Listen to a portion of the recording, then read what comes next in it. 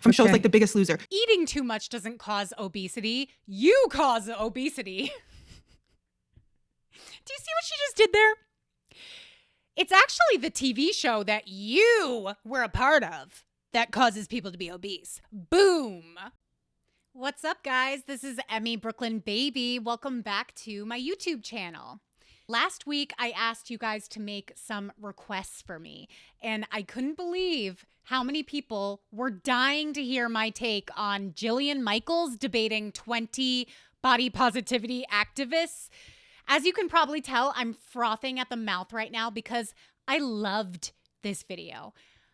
So full disclosure, I had already seen this video by the time it was requested that I react to it. But that being said, I had so much to say, and it was also really long, so I don't even remember everything that was said. So we're still going to have a good time, and I'm so goddamn excited, I can't even tell you. Let's do this. Oh yeah, like and subscribe and do all the YouTube-y things while you're here. Thank you so much.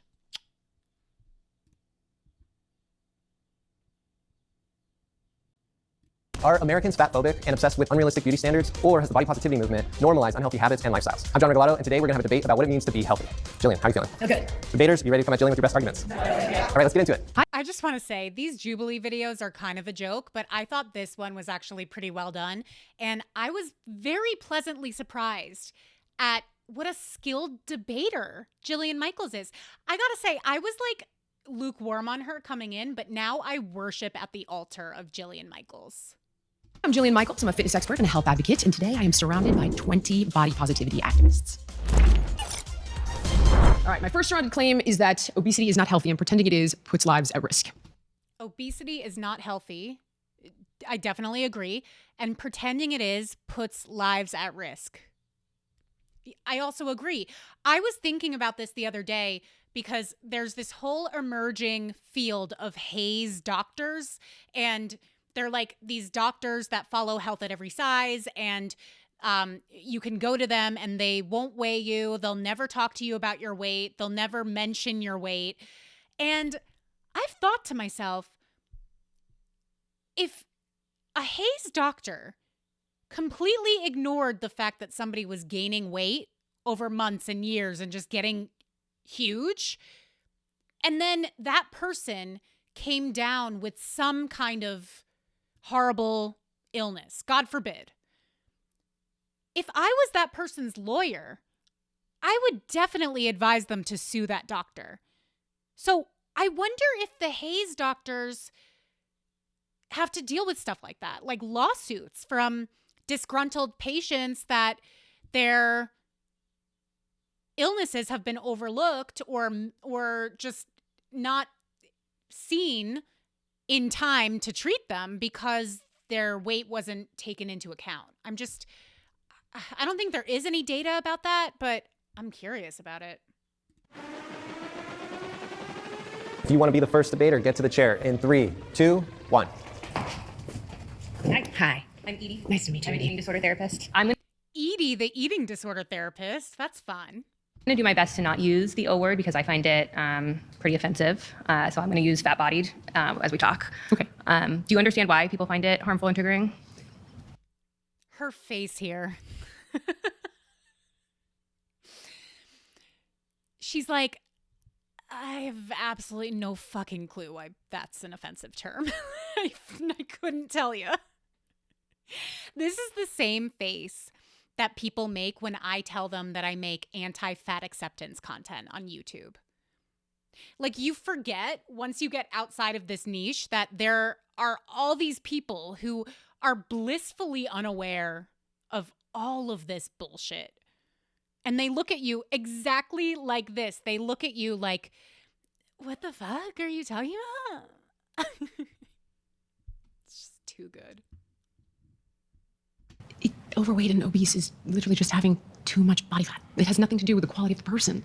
Yeah, I agree with you on that. Are we going to debate the claim? Yeah, Or I just are wanted we to. Gonna, Yeah, I wanted to clarify though. The are we going to language. pretend like I'm a 3 and you're my mommy, telling me how to talk? Wow. Okay. Okay. So the claim that you're saying is that it is inherently unhealthy to live in a fat body. It's inherently unhealthy to have excess body fat, yes. Okay. Where are you getting that information from? Oh, okay. There are dozens of MRT trials that show having excess body fat, dozens, is causal, not correlated. No, that's not true. She's about to use the whole correlation does not equal causation and blah, blah, blah. But I just want to note these fact checks that they do are really helpful because even in a debate, you know, somebody could be very well versed in a topic and they could still misspeak or misremember something. So I'm happy that they do these little fact checks. But yeah, like, are we still acting like we're totally mystified over why obese people tend to come down with all of these horrible illnesses? Like, we're still acting like, oh, we have no idea what could be the correlation. It's just insane. Like, watch this woman do a whole song and dance to not have to admit that this is indisputable. No disease that just fat-bodied people get. I didn't say that. Yeah, she didn't say that. See, and this is what they do. They present straw man arguments. No matter what you say, they are going to try to distract and dissemble and obfuscate the truth. So like you come to them and say, can we agree that obesity is not healthy? They come back with, no, skinny people get sick too. Well, that's not what I said, though. Can we backtrack? Can we actually pay attention? There's like no sense of media literacy, and they're constantly bringing feelings to facts fights. I didn't say that. But obesity lends itself to all-cause mortality across the board. Have you heard of something called adiposopathy? Mm-hmm. Okay, so you know it means literally sick fat. And you understand how it works? Mm-hmm. Okay, tell me how it works. So it's an additional layer of fat in the stomach area. No. I think she's thinking of visceral fat. I could be wrong. I think that's what she's thinking. That's not what it is. It works as follows. When we eat too much food that has energy that we're not utilizing, the body needs to put that energy somewhere, right? So it puts it in fat cells. So it puts it in initially subcutaneous fat cells, a little bit of visceral fat, which is fat around the organs. And at first you have hyperplasia, which means we're recruiting new little fat cells, which isn't necessarily a bad thing up to a point. Now the issue is that once you can no longer recruit more fat cells, right, you get hypertrophy. So the fat cells start to expand. And this is exceptionally dangerous because what ends up happening is the blood vessels get outpaced. So the fat cells can't get oxygen and they start screaming, literally. And when they do, they release cytokines, inflammatory proteins, right? I want to pause. No, of course you do want to pause. Okay. Because it's irrefutable. You don't even know what I'm talking about. So, Jillian, okay, first of all, I don't appreciate the way that you're speaking here. You called me out for just trying to understand the languaging and saying I was talking to like a 3-year-old. I felt like I was talking to you very respectfully. You're talking to me very disrespectfully right now. Here's the thing. And I want to... You're telling me you understand it, but you don't understand it. You fundamentally didn't describe it accurately. But what I understand is that... What's lipotoxicity? I don't want to talk about... I am not... Okay, here, I'm going to say this straight out. I am not a medical doctor, okay? So I'm not going to talk to you about medical diagnosis because that's outside my scope. And I'm fully willing... Hey, I'm fully willing to be wrong. What I am here to talk to you about is the fact that people in fat bodies are irreparably harmed going into the medical system every single day because of the term, the O word. So that's what... So I feel like she wasn't even prepared to debate this claim. She was just triggered by the O word. I don't know why I'm censoring myself. The word obesity, she was triggered by it. So she was chomping at the bit to come up here and tell Jillian why that word is so harmful and it's a slur and whatever. But she didn't even... She's like putting her entire cohort at a disadvantage right now by not being prepared to debate her on what is arguably the simplest statement that we're going to run into in this debate. That's what you want to litigate? yeah. Okay, that's not the claim, though. The idea that fat-bodied people are inherently unhealthy is, I believe, incorrect. You're wrong. No, I'm not wrong. There's a robust amount of data. I'm not wrong. Okay, so let me finish the thought. You can't look at... Let me finish the thought. Let me finish my thought first, Okay, please. sure. You can't look at a person's body and tell whether or not tell their health status. So fat is an endocrine organ. When it overgrows, it does wreak havoc in the body. I didn't finish telling you what happens. So when the oxygen can't get to those fat cells, they'll die and they'll rupture. And then the immune system starts dumping macrophages in to try to clean it up. But do you know what's But they even more can't clean unhealthy it up. is weight cycling. And She's doing it again. Like, we're talking about a simple thing. We're talking about whether obesity, excess fat, is unhealthy. And she's bringing up weight cycling. Well, even if weight cycling is terrible for you, that doesn't negate obesity also being terrible for you. Like, even if she's about to say, well, this is actually worse for you, that's not disproving Jillian's original statement, which is that obesity is not healthy and pretending it is puts lives at risk. So this woman just doesn't know how to debate. I always wonder, like, how do people get on these debates? Because none of them know how to present an argument. As we talked about earlier, only except for your people who claim. If you want to talk about that claim, we can. The claim is. So then what are you supposed to do, though? So let's say this person is in a fat body and they are inherently unhealthy, right? We're telling they're unhealthy because they're in this fat body. What are they supposed to do? Will be significantly more prone to all-cause mortality. For me, intentional weight loss fails 95 to 98% of the time. Incorrect. And also, what does that have to do with what we're talking about? Is obesity healthy or is it not healthy? So what Tell is me why, though? You would probably know this better than me. Oh, I love this fact check. There is no strong scientific evidence supporting a universal 95 to 98% failure rate. For weight loss, it means. Research shows many people regain weight over time, but outcomes vary depending on how success is defined. Because weight is not an individualistic pursuit. You narrow it down to this idea that it's causal, like that they're just not trying hard enough. But I didn't say that. It's multifactorial, unquestionably. A lot of people lose weight. The problem, right, is that they put it back on. Are we in agreement? Yes. Okay, great. Why do you think? Okay, we got to pause there. God damn it. All right. I'm sorry. John, I'm getting somewhere. Yeah, but you voted out by the majority. Please return to your seat. They should have voted her out way sooner than that. That was a train wreck. Okay. Hello. Hi. I have lived in a fat body for like as long as I can remember. And I've known I have lived in an apartment for the past 10 years. very many fat people. And I don't think any of us, the people that I know, I can only speak to the people that I know, I don't think any of us are pretending that we're okay with it. What I want to say here is I live with autoimmune disorders, I live with chronic illness, and I'm also neurodivergent. And this is, the body positivity movement has made it so that I can tolerate this life. I can find ways to thrive, even still. Dude, how sad is that? I get what she's saying. She's actually responding to the claim in her own way, because she's saying none of us think obesity is healthy, but we're not pretending that it is. We're just trying to make the best of a bad situation. That's kind of what she's saying. Maybe not in so many words, but the way that she's describing it is just so pitiful.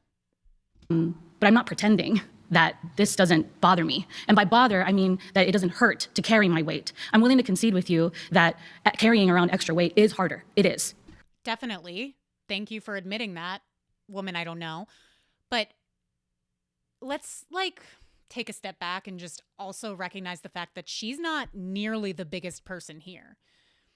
There are lots of people in this circle that are bigger than her and who probably would never admit any discomfort due to their weight, which I just find loco. Because I mentioned this in another video, but I was fat my whole life. I was overweight until I was about 20. I was a senior in college, so I was 20 turning 21. Or no, maybe I was 21. It doesn't matter. The point is, I remember at age 17 years old, I lived close to town. So I would take the train a lot. Like I grew up outside the city. So I would take the train into the city and then I would take the train home. And sometimes I would get home late and somebody wasn't available to pick me up. So I would just walk home. And it was about a mile uphill from town. I would be huffing and puffing and just like ready to keel over. And I was only 5'8" and 200 pounds. Only. But what I'm saying is I was only like class 1 obese. I was 17 years old. I was technically in what should be the prime of my life. And I remember feeling really uncomfortable. So I just don't even believe people when they say that they don't experience discomfort in their fat body. I think it's a cope. But it must be done. I don't know that I agree with you. Okay. Tell me more, please. Well, tell me why you think it must be done. Because I've worked really hard to not have this. What does that mean? Like you beat yourself up in the gym or something? No, I don't. That's not fun. No, I'm not. I'm just trying to understand what you mean. What I mean is that I grew up with a number of undiagnosed conditions, and even I can think back to like middle school, and I couldn't keep up when the PE teacher would make us like run laps, and I'm like, this is physically aching me, and I didn't understand why. And I didn't understand why because I grew up with a single parent, undocumented single parent. We were bound to the medical system that we had access to. I understand. I've done what I needed to do a number of times to try to lose weight. What did you try? Tell me. I've worked out at the gym. I've tried to do Pilates. Even yoga. Okay. Even yoga hurts me. Even yoga. Oh, even yoga hurts her. I thought she was saying I even tried yoga to lose weight. And I was thinking, that's not a good way to lose weight. Exercise in general is not really the way to approach weight loss. It's more about your diet. But she's saying that she even feels pain and limited mobility, I assume, doing yoga. That sucks. Okay, so the exercise causes you pain. The exercise causes condition. Okay, no problem. I'm with you. Dieting, for example. Okay. That doesn't make any sense to me. I don't think that food makes very much sense to me in my neurodivergent brain. This is where mechanistic eating actually helps people who are neurodivergent, and the research supports that because it doesn't have to make sense to you. Okay. In other words, it's like you eat on these schedules, and you eat these foods, and you eat this much, hence the concept, right, of Hard mechanistic. pass. I don't like that. I understand that you don't like it, but you'll have to decide what you don't like more. Grow up. Like, that's my least favorite type of person, when they present you with a problem and you say, okay, listen, I have the perfect solution. And it's really not that complicated. I'll show you how to do it. I'll take you step by step. You do this, this, and this. And they say, I just don't like doing that. At a certain point, you have to do some things that are uncomfortable. You have to do some things that you don't like doing because you're an adult. Like, I thought we all learned that in kindergarten, that you sometimes have to follow some rules that are annoying, but they're good for you. And they keep everybody in line and they keep everybody happy and safe. Like, I hate that defiance of like, but I don't, the gym's not fun. Meal prepping isn't fun. Yeah, it's not fun like, it's not like going to a rave. It's not like you're there with thousands of people and Avicii is DJing. Like, it's not that kind of fun. But I think once you get into it, living a healthy lifestyle actually can be fun because it becomes like you can incorporate it into your life and gamify it in a way that like you feel like you hacked the system. Like, you can make it fun. It doesn't need to be misery. I think they just associate it because they've tried all these really unsustainable diets before, like the Special K diet. And they're like, well, I couldn't stick to that, so I could never stick to a diet. Well, you couldn't stick to that one because that was ridiculous. You knew you were going to fail at that.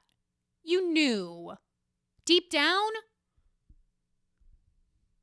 That's why, like, at a certain point, you need to grow up and you need to take a look at your lifestyle and be like, okay, what is realistic? What can I change? What is the timeline that is realistic for me to change? What can I implement every day?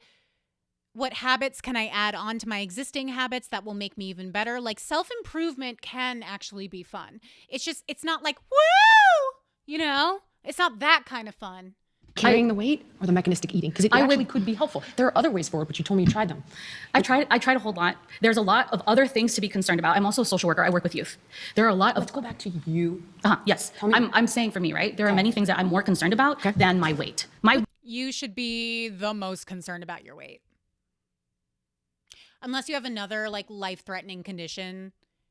But even then, like, it probably is not made any better by being obese. So I think it needs to be at the top of your list, or at least top 3 priorities. You know?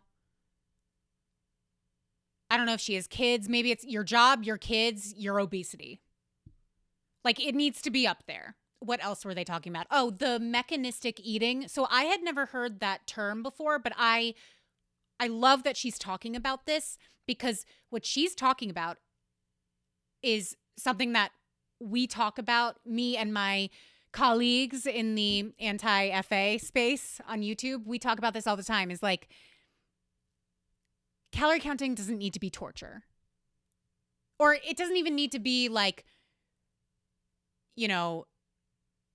that complicated. What Jillian is talking about when she says mechanistic eating is she's like, okay, you can eat on a schedule.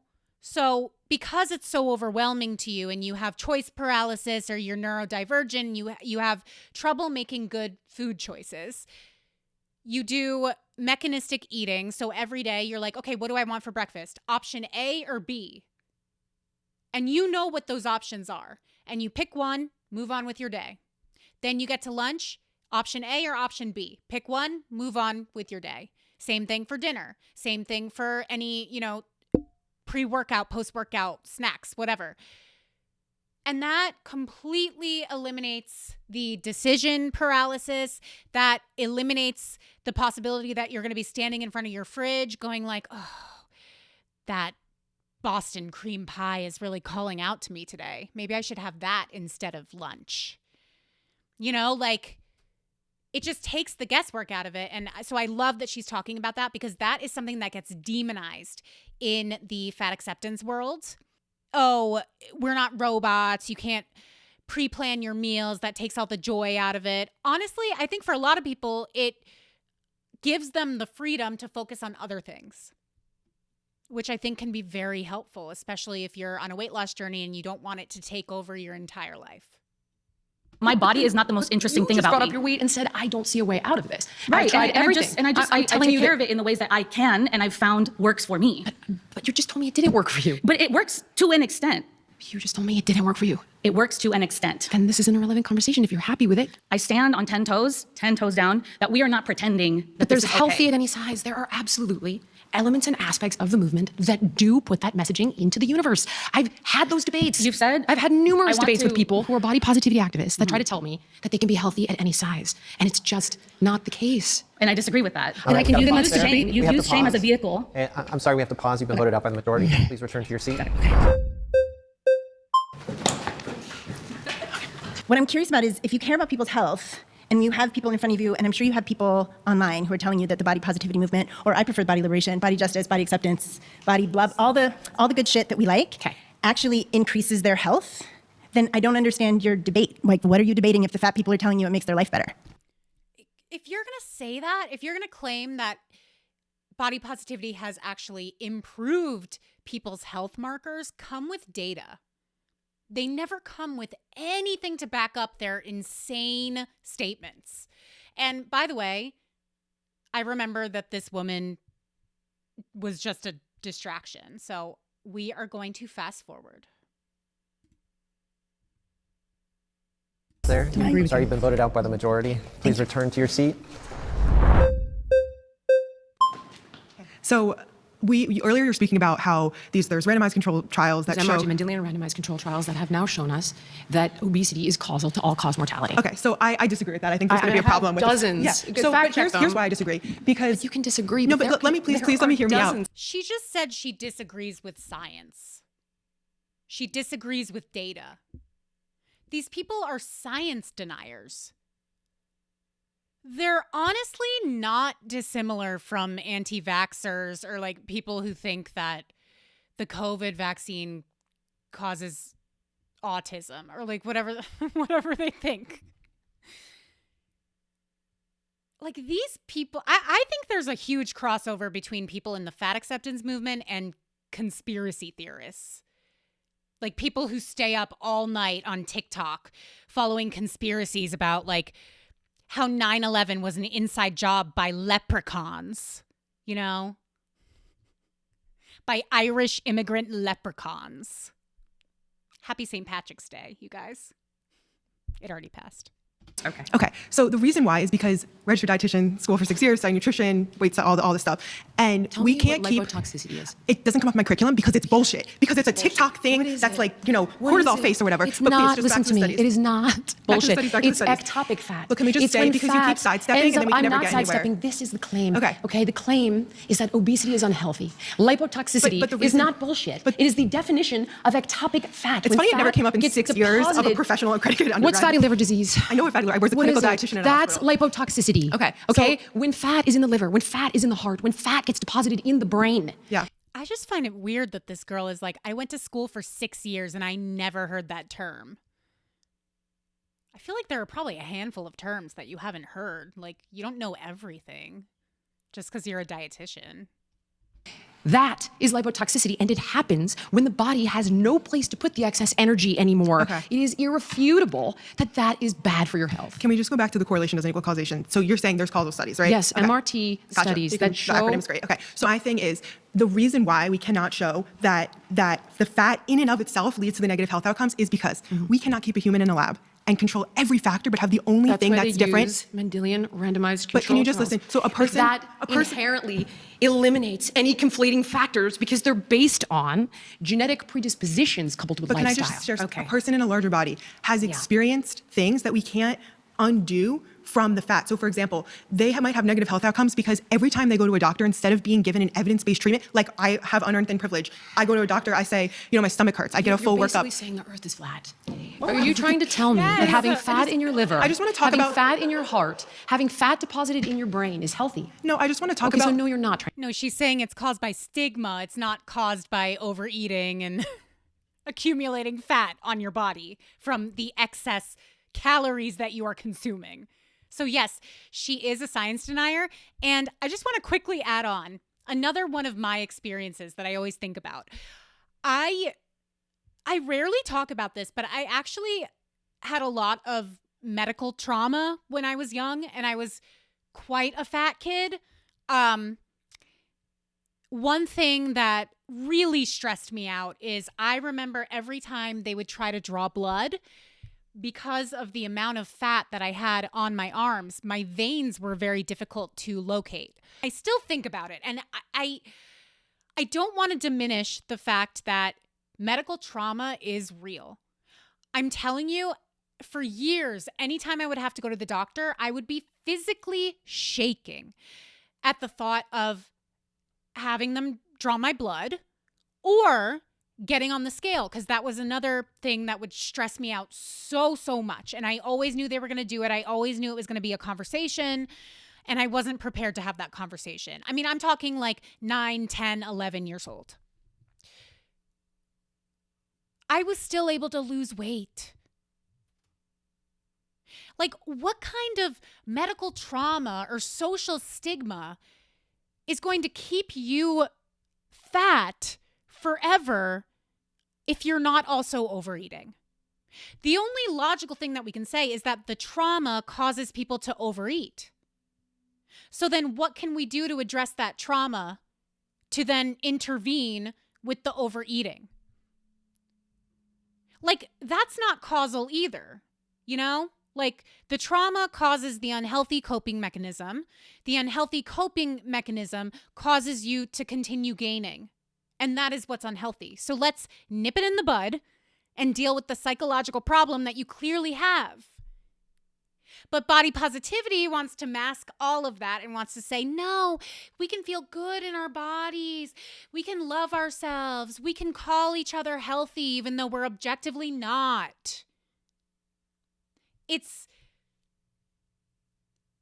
exactly the same as saying the earth is flat. Like, I love that she said that. It's like denying a basic fact for your own convenience. Am I interrupting too much? I'm sorry, guys. I was so fired up. I get so fired up watching people say stupid things and, as that other girl said, stand 10 toes down on their bullshit. Trying to say that it's healthy. No, I'm not trying to tell you that is what I said. I was never talking about the health of it. Okay. I'm trying to say everything you're saying is hinging on this idea, and it's a problem that we disagree on it, that it's the weight in and of itself that leads to the negative health outcomes. You're saying this MRT totally is... Fat is an endocrine organ. I know, but can you... It what about- releases, it destroys your hormone balance. It creates insulin sensitivity. What about when the fact- body has too much fat, it releases insane amounts Yeah. of different... I just wonder, have you heard of social determinants of health? Tell me about it. Okay, social determinants of health, a group of factors that impact someone's health outcomes. Okay. That are things like your healthcare access and quality, neighborhood and built environment, things like your stress levels, socioeconomic status. Okay. And here's the thing. A person who's fat or lives in a larger body, we can't take away that person has probably experienced higher stress levels their whole life from experiencing marginalization at every corner, from shows like The Biggest Loser to the doctor's office. Okay. We can't take away that they haven't been given evidence-based health options. Jillian, eating too much doesn't cause obesity. You cause obesity. Do you see what she just did there? It's actually the TV show that you were a part of that causes people to be obese. Boom. What? Is obesity healthy or is it not healthy? Because when they go to a doctor, they're told to go lose When weight. fat gets deposited in But the you're brain, not answering what I'm how saying. I'm confused. Are you suggesting these are the reasons people become overweight? No, I'm suggesting that That is what she's suggesting. She's saying if you're poor, if you live in a food desert, if you are a product of a poor environment, you face social stigma, all of those things will lead to you being fat and you can't undo it because that's just the way you are. a person could be in a larger body and be perfectly healthy based on Do their you realize lab, that their only cholesterol. 7% of people who are classified as overweight or obese, call it whatever you guys feel comfortable with, only 7% are classified as healthy. Say that was true. Say we knew I for can certain. go grab the data for you right now if you Okay. want. Say we knew for certain that Oh, we got a fact check. Okay. 6.8% of adults with obesity were metabolically healthy in a study conducted in 2023. I would wager that it's probably people on the lower end, like people who might be like 20, 30 pounds overweight. Because then the nuances come into it a little bit more, like if you have more muscle, if you're in athletics, or if you're just, maybe you overeat, but you're otherwise pretty healthy, live a healthy lifestyle, How can anybody claim that you can be like 300 pounds, 400 pounds and be healthy?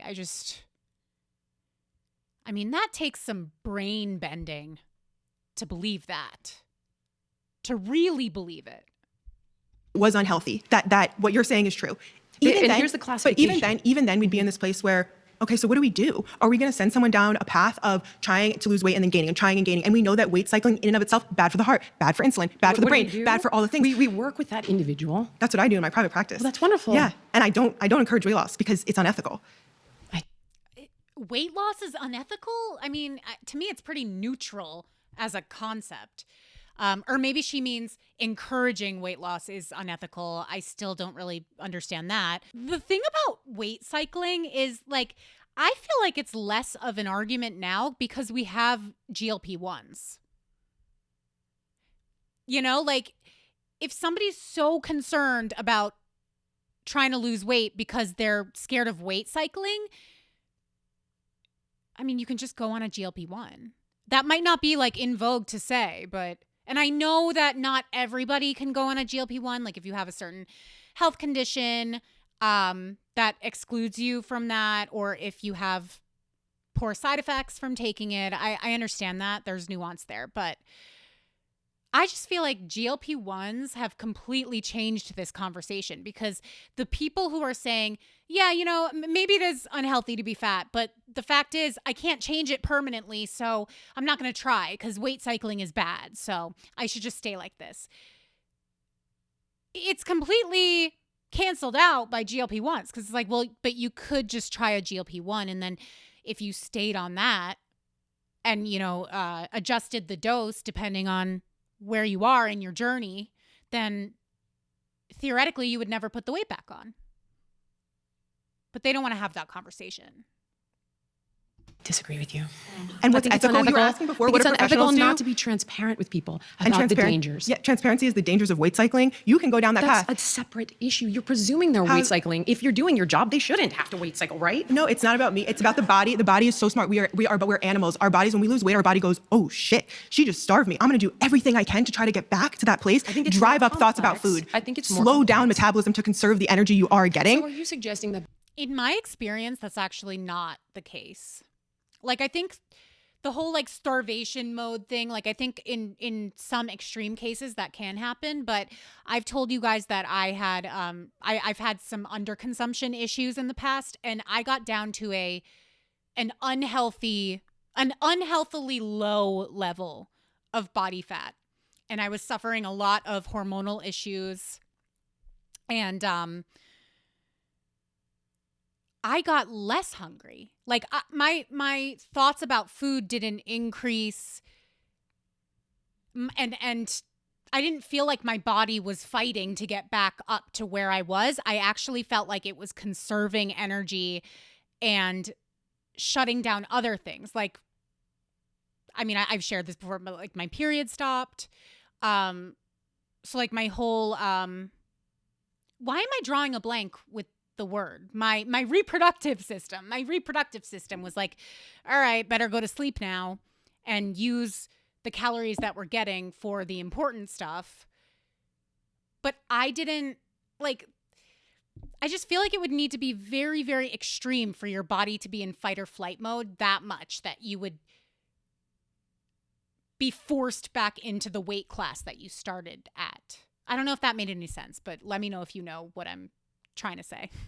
Because it's hard and it's multifactorial. We should negate the dangers and not try to get suggesting healthier. that it's more dangerous to weight cycle than it is to stay in a fat body. It's still not the Citation needed. She said it's more harmful to weight cycle than just to stay in an obese body. I'm going to regret saying this because I don't know if I can find the study, but I'm pretty sure that I read a study that weight cycling is actually more harmful in normal weight individuals. For people who are quite overweight or obese, it's better to try to get down to a normal, healthy body weight.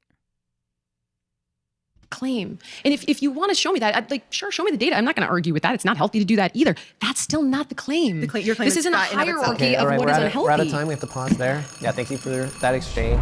My next surrounded claim is that the large food companies are one of the primary beneficiaries of the body positivity movement. Ooh, the large food companies are one of the primary beneficiaries of the body positivity movement. Okay, so here's the thing. When they say body positivity, I'm not sure if I mentioned this before, but what they really mean is fat acceptance. That's what they're talking about, but I think they're using body positivity because it's a more recognizable term. So I do believe the large food companies are one of the primary beneficiaries of the fat acceptance movement. I think they are profiting big time.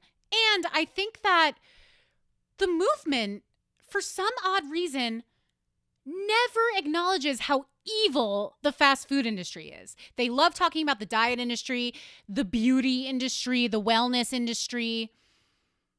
But big food seems to be protected. And I can't help but think it's because they just love Wendy's. You know, like, we need our Wendy's. Don't cancel Wendy's. Like, how are they okay with it? And a lot of the people in the fat acceptance movement claim to be anti-capitalist, but they're totally fine with the ways that fast food companies are manipulating our taste buds, our brains, our wallets, all of it, like turning us into the ultimate consumers. They're totally fine with that. It's so odd. All right, if you want to be the next debater, get to the chair in 3, 2, 1. Hi. How are you? I'm Siobhan. Nice to meet you, Siobhan. So, what are you classifying as large food companies? Okay, PepsiCo, Coca-Cola, General Mills. Okay. Now, if they were beneficiaries and benefactoring and making all this money off of the body positivity movement, why is it that they spend billions on calorie counting apps, on a lot of things that we see in society as forcing the losing weight or talking about losing weight? Because that, to me, doesn't make sense and doesn't correlate. But also, people that are benefiting from this are the people in the body positivity movement themselves. A little bit about myself. Wait, can I clarify one please, thing? Please. I'm talking predominantly about finance. Okay. Sorry. Perfect. Thank you. Even that, I still will say, so I come from the wedding industry. So I created the first publication in the world for plus size brides. I've now gotten 13 wedding publications around the world. And my biggest thing is the wedding industry is very centric on this is what the wedding industry looks like. I have created a platform where and not just larger bodied body positivity, but body positivity for all sizes. And I'm gonna come specifically from the wedding industry, which is very different, I know, but it's still. Who gives a shit about the wedding industry? Like, I'm sorry, I don't mean to, like, insult this woman's livelihood, but this is something that really pisses me off when we're talking about people's lives. And you're bringing up, like, well, there's this idea of what a bride should look like. And it's like, brides? We're not talking about weddings right now. We're talking about funerals. Kim, there's people that are dying, you know? Like, that's just what is constantly ringing in my head. Those are very It- weight centric. Okay, Yes. so your argument is the wedding industry is the primary No, beneficiary? I'm not saying that. I'm saying that's where my knowledge comes from. But the body positivity movement is really for us. We are the main, and I'm saying we because I'm a large body I person. totally understand. That's where it's Can really I show coming you from. the ways Please. they're exploiting it? Oh, please, please, Okay, please. so there have been two really big exposés, one by the Washington Post and one by the Examiner. So they're coming at this from numerous angles. Mm-hmm. So the first one is they've gone after a lot of the intuitive eating dietitians. Okay. So can I give you some statistics? Please, please. Okay. So Washington Post analyzed more than 6,000 social media posts by 68 registered dietitians with a combined reach of over 9 million followers. 40% of them were using the anti-diet language, right? Like food freedom, no food rules, ditch the diet, healthy in any size, so on and so forth. Very often not disclosing the fact that they were paid by the big food companies. Okay. Okay. So they're basically going after the intuitive eating dietitians. I can give you Abby Sharp. That's okay though. But I want you to listen. Okay. Because She just name dropped Abby Sharp. You know, that's so funny because I saw Abby Sharp posted something like, I was mentioned in the Jillian Michaels debate, and this is a completely baseless claim. And I was like, oh, of course, Abby, you're making this about yourself. But no, she really did just name drop her. That would be crazy if Abby was one of these dietitians that they were talking about in that Washington Post article. I remember when that article came out. And yeah, it's pretty insidious, right? I think it was General Mills was the main company they were talking about. They paid a lot of anti-diet, intuitive eating style dietitians to talk about how they incorporate cereal into their everyday, which, you know, a lot of them post shit like that anyway. But I think the issue was more that they weren't disclosing that they were incentivized by General Mills. they are doing that. Yes. But the aspect that the body positive movement is really for us, that is not even anywhere we need to equate into it. It Don't really agree is. with you. When And they're that's using fine. your movement. But do you, and I'm going to say this clearly and for right now, I don't care who uses my fucking movement. I want the movement to be there. And that right there, they can take it. It's marketing and sales 101. Of course they're going to use the fucking movement. But then because why they're can't you guys say you don't get to co-opt our movement? That's not for me to do. I don't care about that. The thing is we don't care. should. Yeah, you should. You don't care that these big businesses are using the language of fat acceptance and intuitive eating and body positivity and body liberation. They're using that language to turn it around on you and manipulate you into buying their products. And in buying their products and consuming their products, getting even bigger and bigger and potentially developing a dependence on their products. That's twisted, dude. Like, you don't care? It's not cool not to care. But it's not about we should. We are doing what we're doing because this is our family. This is our world. There are It people doesn't matter that are about what. exploiting Do you the think I family. can? But the thing is, we do. This just turned into a Real Housewives reunion. You don't talk about family. Don't care. We are the movement. But there are a lot of people that are being hurt by this. And these guys essentially are engineering food to be addictive. To quite, And you know what? And I will say this. I will Okay. say this. Yeah. I will give you the claps on that. I will say, yes, that is true.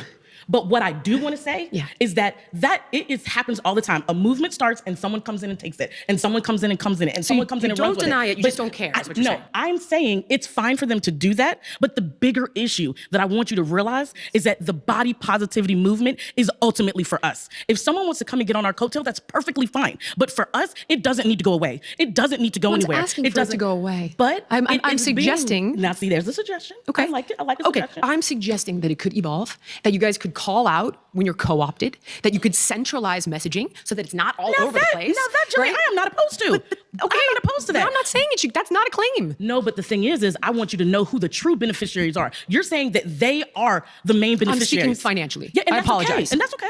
But you're saying the claim says that the large food companies Yes. are the main beneficiaries of the body positive movement. That is not correct. I understand. Because we are the main people. We are the main beneficiaries of the body positive movement. If She keeps clarifying that she means financially, and this lady still doubles down. Like, are you making money off this? Oh, you know what? She kind of is. If she runs a plus size wedding planning company, what did she did? Whatever. If she's in that industry, then she actually kind of does profit off of it. someone wants to come and get on our coattails, go ahead. Disagree do with you on that. I And think that's a okay. mistake. And that's okay. I think that you guys could tell them, you could expose what they're doing. Can I read you something else? Please. Okay. I'm here to Can I hear. just show Just you like, this is a how great dialogue. diabolical this is, okay?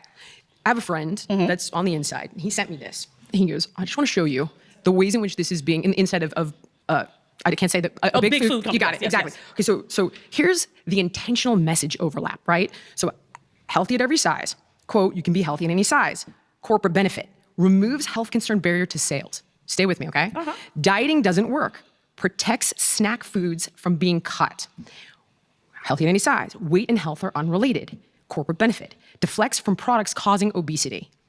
Healthy at any size, weight stigma causes disease, not weight. Wait. Okay, I'm gonna let you I'm finish. just showing you, this is What I an want internal, to bring, yeah. what I would love, and I'm saying love because I want it, but I love it more. If there is such a resistance to the body positive movement, and I'm speaking. I wanted to hear the rest of it. I'm totally on board with her. Like, why don't they want to know the truth? Why don't they want to know the ways that they're being manipulated? I think it's like the devil you know versus the devil you don't, you know? Like, it's fine if these food companies are manipulating us because they're getting theirs and we're getting ours and everybody can just be comfortable being the way they are. Never mind the fact that we're going to suffer an early death because of what they're doing. Specifically kind of from your me? standpoint, Okay, yes. yeah. If there's such a resistance to the body positive movement, why are you letting them take money from you? Wait, where's the is it- resistance? I'm Well, I mean, telling you- resistance I'm of telling you. acknowledging or saying that it's actual, that it needs to be. I think that I think that intuitive eating is a goal, not a treatment plan. I think that having access to health, which is what health at every size was initially intended to do, I think all those things are important. I think, unfortunately, the fact that the movement is decentralized and it's prone to being co-opted, it can do harm in the ways that I have shown you. And that's what I'm saying. And that we can agree to, All right, I can agree we got with to that. pause there. That's good. We got to pause there. You've been voted out by the majority. Well, I really appreciate this. No, this was Thank good. you. Thank you very much. So I really want to focus on what Tigress, that is a fierce name. you've just been saying about the co-opting of the movement. Because what you seem to be critiquing is the people who've co-opted the movement, not the people who actually built the movement, not the people who actually are the movement. So the idea that... What is the movement, though? So the thing is, Well, for I what- don't want to name names, but there are many, influencers who have said these things. So who's the movement? Influencers and activists are not necessarily the same thing. We were allegedly invited here as activists and advocates. Not always the same thing, right? I don't influencers are. disagree, but it's become, as I mentioned, a patchwork quilt of I'm an activist, I'm an influencer, I'm a dietitian. It's whereas when you look at something like AA. Well, let me very guide you to clear. something very clear about the Health at Every Size movement. Health at Every Size is actually a registered trademark of the Association for Size Diversity and Health. I know. So when people are misusing that, we are a movement that doesn't have the same resources as the health and wellness industry or the health and wellness grifters or the major food industry, right? We don't have those same resources to fight every time somebody misuses our terminology, our philosophies, our... You guys can't even come to an agreement on what any of the terms or philosophies are. Like everybody in the body positivity and fat acceptance movement, they're always on different pages. Like one day it's like fat is perfectly healthy. The next day it's fat's unhealthy, but we still deserve to be treated well. The next day it's, well, what is health? And then, you know what I mean? I agree with Jillian. I think that it would really benefit them to get on the same page in terms of their messaging and their mission statement. practices, our values, but there are some of us out there who are doing that, right? I never see the caveats. I never, ever see the freaking caveats. So But maybe today, maybe you could help amplify some of the caveats. I am doing that right now. Okay, so let's go to the claim. trying. The claim that body positivity is primarily benefiting big food companies. I mean If that's- financially. I got it. Because individual benefit, I can't, it's not quantifiable. I'm talking about the way these bastards are manipulating this message. Right, To okay. do things So- that I think are very unethical. Yeah, she's pissed at the big food companies for creating a product that is being consumed by so many people in this country and is contributing to an ever-growing obesity epidemic. But you see, the problem is they fundamentally disagree on that. They don't think the obesity epidemic is real. So it's... I don't know how they can ever find any common ground here. Because if you don't believe the obesity epidemic is real, then why would you care that these food companies are making food that contribute to the thing that you don't think is a problem? Because it's not a problem to you. So that's where I get really frustrated is how they end up having these circular conversations because they can't agree on the fundamental piece of the puzzle, which is, yes, there is an obesity epidemic. And big food is largely to blame for exacerbating that obesity epidemic. So, if body positivity is feeding their profits, will we see their profits reduce as this pendulum swing away from body positivity continues to go back to the, like I get asked all the time as the director of NAFA, is body positivity over? Is body positivity over because of Ozempic? Is body positivity over because of MAHA? One can only hope. I'm not like a MAHA girly, like I don't approve of everything they're doing. I think RFK is kind of a doorknob. Listen, I shouldn't even get like political about it or anything, but like it would be great if body positivity as a concept ended, but if like all this hoopla around it could like die down a little bit and we can focus on the issue at hand, which is the fact that the obesity rate up till now has been the highest that it's ever been in this country. It's starting to decrease a little bit with the introduction of GLP-1s, like by 2%, which is good, but it's still quite high. And more people need to understand what an urgent problem that is. Not just like what a big problem it is, what an urgent problem it is. Is body positivity over? Part of my argument is it depends on what you're in body positivity for. If you're in it for systemic change, it ain't over because the system ain't changed, right? But I do concede the point that like we are moving away from some of what we saw as body positivity for the last 10, 15 years. And what do you mean by that? As we move away from that, it's less popular, it's less trendy. We're moving more towards a thin-centric ideal again. It's less profitable, I think is what she's saying. Like the clothing companies are not going balls to the wall like with their plus size lines. They're not putting Tess Holliday on the cover of Cosmopolitan. It's not, I would actually say it's less performative than it was 10 years ago. Or leaving behind, we've labeled body positivity DEI and we're turning away from that, whatever. As we move away from that, are we going to see the profits of these food industries drop? Well, you are. Why would you need to make food genetically addictive if body positivity can just sell that food? If you could just tell people, when you feel good in your body, you're going, why is this? They keep panning to this girl and she's like, yes. And like, what are you nodding to, ma'am? Tigress just said, I love her name, by the way. Tigress just said, why would you need to make the food addictive if body positivity is selling the food for you? No, it's fat acceptance is telling people that it's okay to eat that food that is genetically engineered to be addictive. It's not like, God, my head hurts already. Eat all the Nabisco snacks that you want to, because then why do we have to make them addictive? They don't even want you to stop eating one chip. This is how incremental they are about this. They literally engineer. Just hear me out. They don't even want you to have to stop and take a drink of water when you're eating their chips. So they engineer how much fat is in your mouth in each bite. There are a team of multidisciplinary scientists that literally work around the clock, 24/7, day after day, year after year. They're body positivity scientists. No. They're body positivity scientists. Oh, I love that. Can you imagine like Tess Holliday and Virgie Tovar and Aubrey Gordon and who else? Jamil, all in their lab coats at Nabisco or PepsiCo or General Mills. We're making the most body positive recipes out there.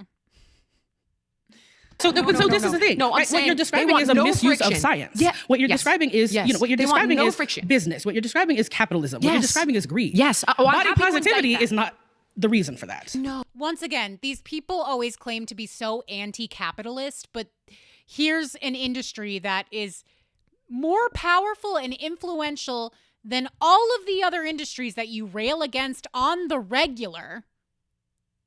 And you're just explaining it away like, oh, but that's capitalism. Like, you can't change that. Can't or don't want to. Can't or it's tasty. So, YOLO. Like, what is happening? Oh, I'm suggesting that I think you guys should get pretty freaking vocal and pissed because these guys are actively manipulating your message. So much, I haven't even gotten to half the shit that they do. So for example, they have effectively lobbied to remove nutrition guidelines and warning labels on food packaging because of harmful shame. Yeah, I mean, I believe it. The thing is, it's so crazy, but it's so easy for me to believe that they're lobbying to remove nutrition information from packages to avoid toxic shame. Because being empowered with information about what we're ingesting is shame. That qualifies as shame now. The fat acceptance movement, their tagline should be ignorance is bliss. I'm starting to feel like that's entirely what they stand for. Like that's their message. Ignorance is bliss. If we just ignore all of the very real things that are happening, then we can be happy and we can pretend like it's all good and our bellies are cute and our cheeks are precious and plump. Like, you guys need to sit down and watch a documentary. And not a documentary that's about, how fatness is rooted in systemic racism. How far into this are we? We're only 34 minutes into this. This is going to be long.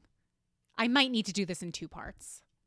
Like, trans fats are bad for your health. Okay, it's a fact. They have advocated for that. The Yes, body positivity movement, but the fat they're activist movement, they're your using our messaging. language, right? She's not getting it. Like, your movement it's not this insular thing anymore. It's something that's being actively used against you because everybody but you knows that it's a cope. So they're using that cope against you guys to make you fatter and sicker and die an early death. Like Yes. you said, co-opting. Yes. Right. Yes. So they should stop co-opting our shit. But they're not going to. But yes, that's what I'm saying. So how do we I build think more- you guys should get pissed about it. Like, I get the things you're pissed at. We are pissed about a lot of I things. get it. This Can you is add this it's a to the list? long Add list. this. So I'm saying they're the primary. You want to And indict someone? It is on the indict list these. It is on the list for some people whose focus is body positivity, right? We have different foci. I do civil rights stuff. Some people do fashion stuff, wedding industry, health and wellness, eating disorders. There are folks who are thinking about the food industry. There are folks who are nutritionists who are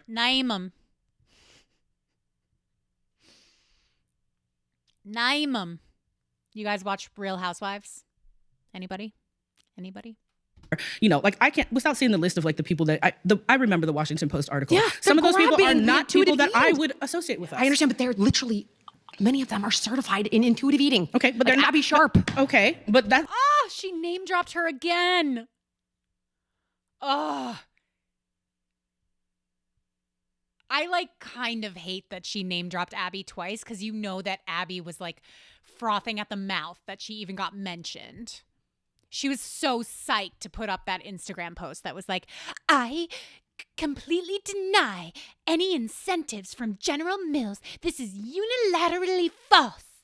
But on the inside, she's like, they're talking about me because she's a fame whore. it's not health at every size. Intuitive eating is not a health at I every know, size but principle. that's part of my problem with the movement is that it's like, oh, but it's not that part. But it is that part. You're It's saying all our of it. problem is that we conflate, that all the things get conflated. I'm not saying it's your but you're problem. conflating some of the things. I'm saying my issue is that because it's become a patchwork quilt, an amalgamation of movements and voice. Oh, it's an activist. It's a political. It's an influencer. It's a celebrity. There's no accountability for any of this. There's no through line, and it allows exploitation But why aren't in we ways that I holding- think can be hurtful. Why isn't the entire public holding food companies I am. accountable for I am. food company evils? Good question. Why isn't the public holding the food companies accountable? Is it because they have indisputable influence and power over us? Is it because we live in a capitalistic society and they're at the top? They're the fat cats, if you will?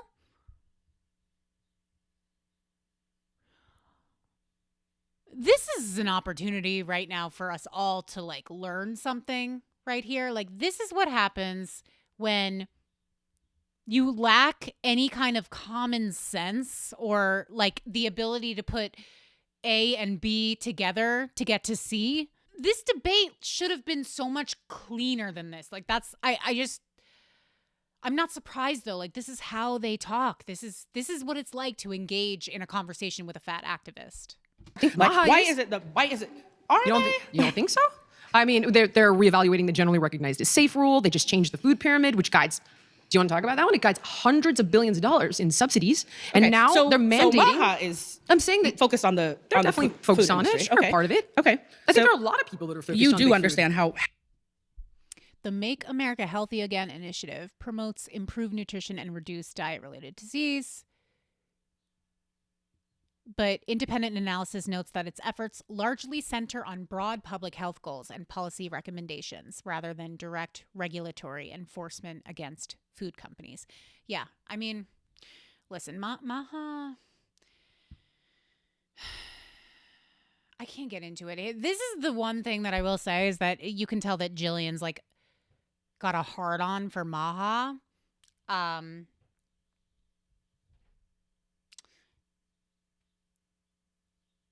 I don't feel like it's really a subject of conversation past this point, but we'll see.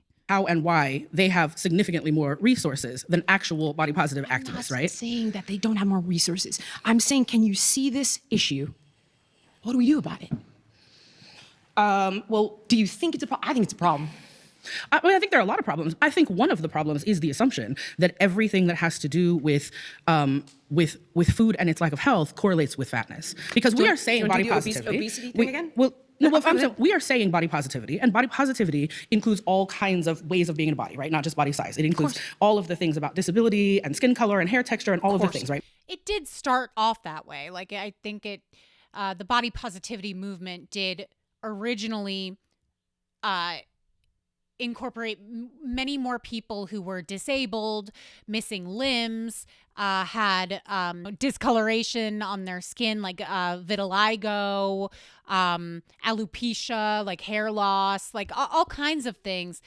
But the fat acceptance movement has taken over the body positivity movement. So yes, that is what we're talking about when we talk about body positivity as it exists today. If she's about to say like, no, it's actually for people who are missing limbs and who their hair falls out, like, okay, is it though? Is it? Body positivity, but we really have been coding that in this conversation to talk about body size, right? And you can understand. I actually didn't think body positivity, to be dead honest with you, I've never interpreted body positivity to be about skin color or gender ideology. But some of the I really people never who, did. I didn't. But some of the people who started body positivity and practice it today and talk about the values that I don't think have anybody meaning for sees them. it that way. That is not a part of the movement. I think the general presumption is that it must focus on weight and weight loss because that's a bigger narrative in the culture than some of the that other is who stuff. we are seeing advocate. We're not seeing a person who's black being like, I'm body positive because I'm black. They're generally in a different civil rights movement. I think that discounts the black leadership in this movement, right? But I'm not saying it's an that. I'm saying intersectional movement where we I do very talk about rarely these things. see people of color simply based on prejudice regarding their skin color using body positivity to make their point. I see them in. Yeah, she's right. Why are you even arguing with this? I was entrenched in body positivity for years. I never heard a person of color say, I'm part of the body positivity movement because of the way I'm treated because of my skin color. Absolutely not. Like, what are you harping on, lady? This is a movement. I see people people who have multiple identities that include their skin color, their gender presentation, their disability. They are talking about body positivity related to their body size and those other issues. We had somebody else earlier talk about that. All right, we need to skip ahead because This is starting to piss me off. Split out now. Sorry, we have to important pause. piece of the movement. I'm sorry, we got to pause, guys. You've been voted out by the majority. Please return to your seat. Oh my God. This lady came back for more? She got ripped apart earlier. I'm shocked. She was so eager to get back in the chair. Maybe she's trying to redeem herself.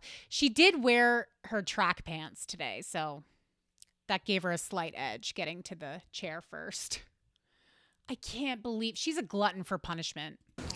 So one thing that I want to clarify, I said it on the sidelines, which I know I shouldn't do, but it's health at every size, not healthy at every size. And you've misspoken that just a couple times. I think it's important just for the audience to know that because there's a really big distinction there. Yes, you're absolutely right. And I think it started as health at every size, and I think now it has been co-opted by many or misinterpreted, misutilized. You don't think so? I've seen very many people say I can be healthy at any size. Well, I think or that- every that- size. I mean, I think that I've it can seen be- very many people, and I've debated with very many people who've utilized that point. Well, I do. I mean, I personally believe you can be healthy at any size. No, you can't. She's right. The health at every size acronym originally meant to provide equal access to healthcare to people in every size body. Did I say that weird? Whatever. It was about having access to affordable, good, unbiased healthcare. But Jillian is also correct that it has evolved into the new narrative, which is that it doesn't matter how big you are, you can still be perfectly healthy. And don't let anyone tell you different. I don't. Okay, that's fine. I'm not going to debate that point because I don't think that that's... Because you would lose.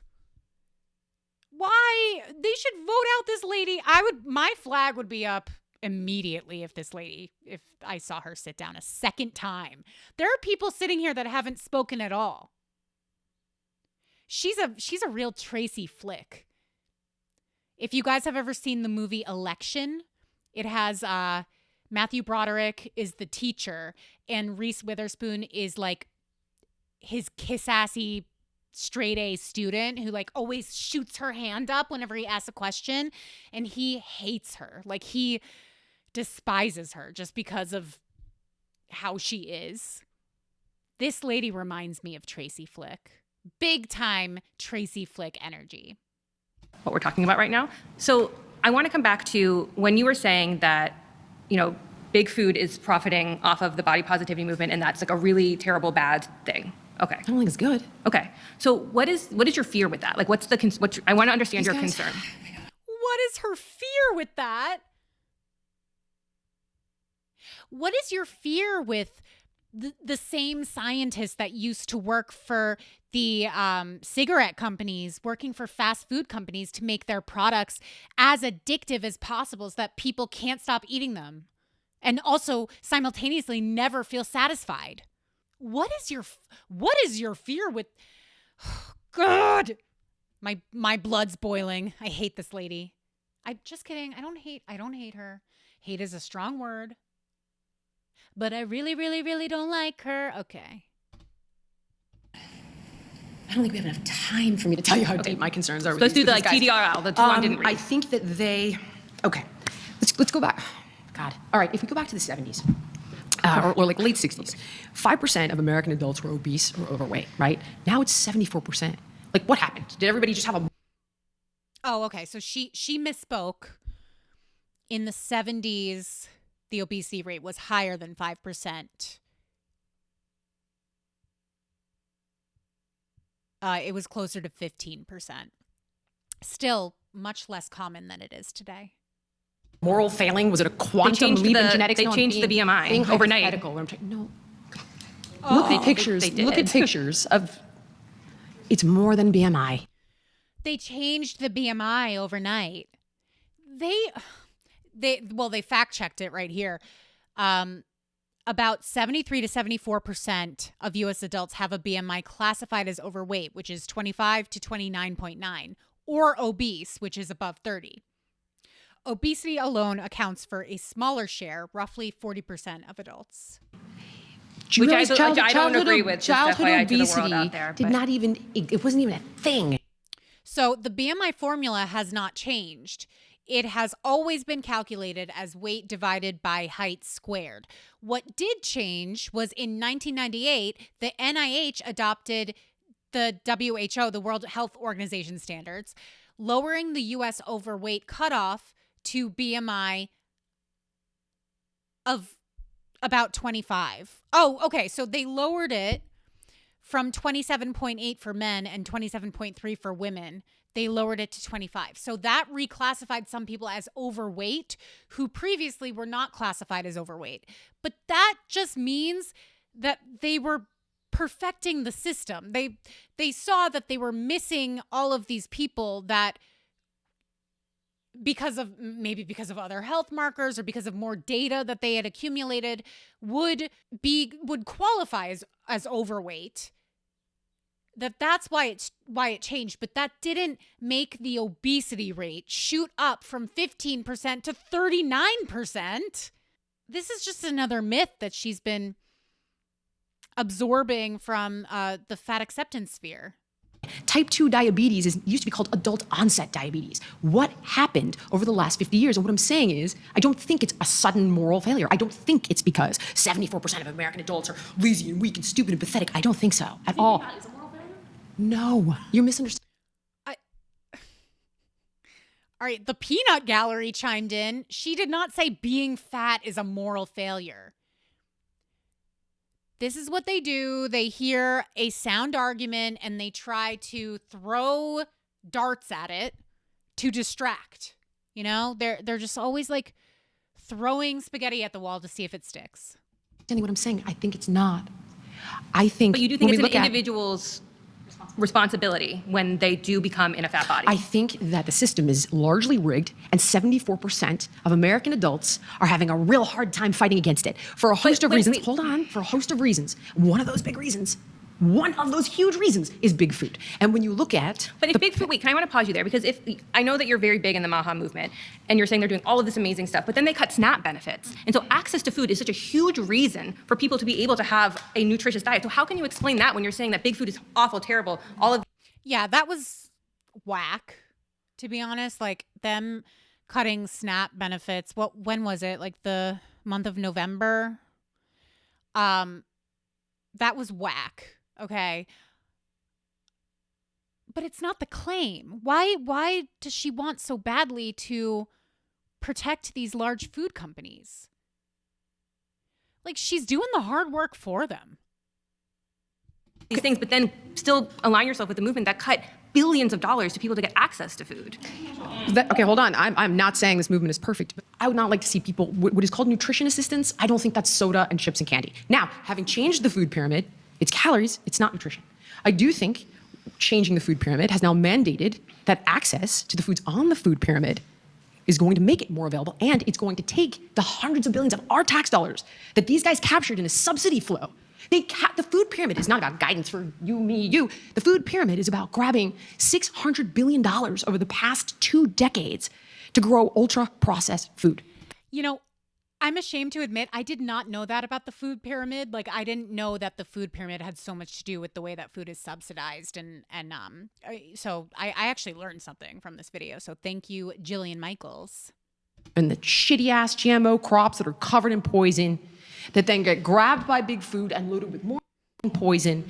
Yeah, so she gets a little hyperbolic at times, I will admit. Like, covering our crops with poison, like, is she referring to pesticides? Because that, I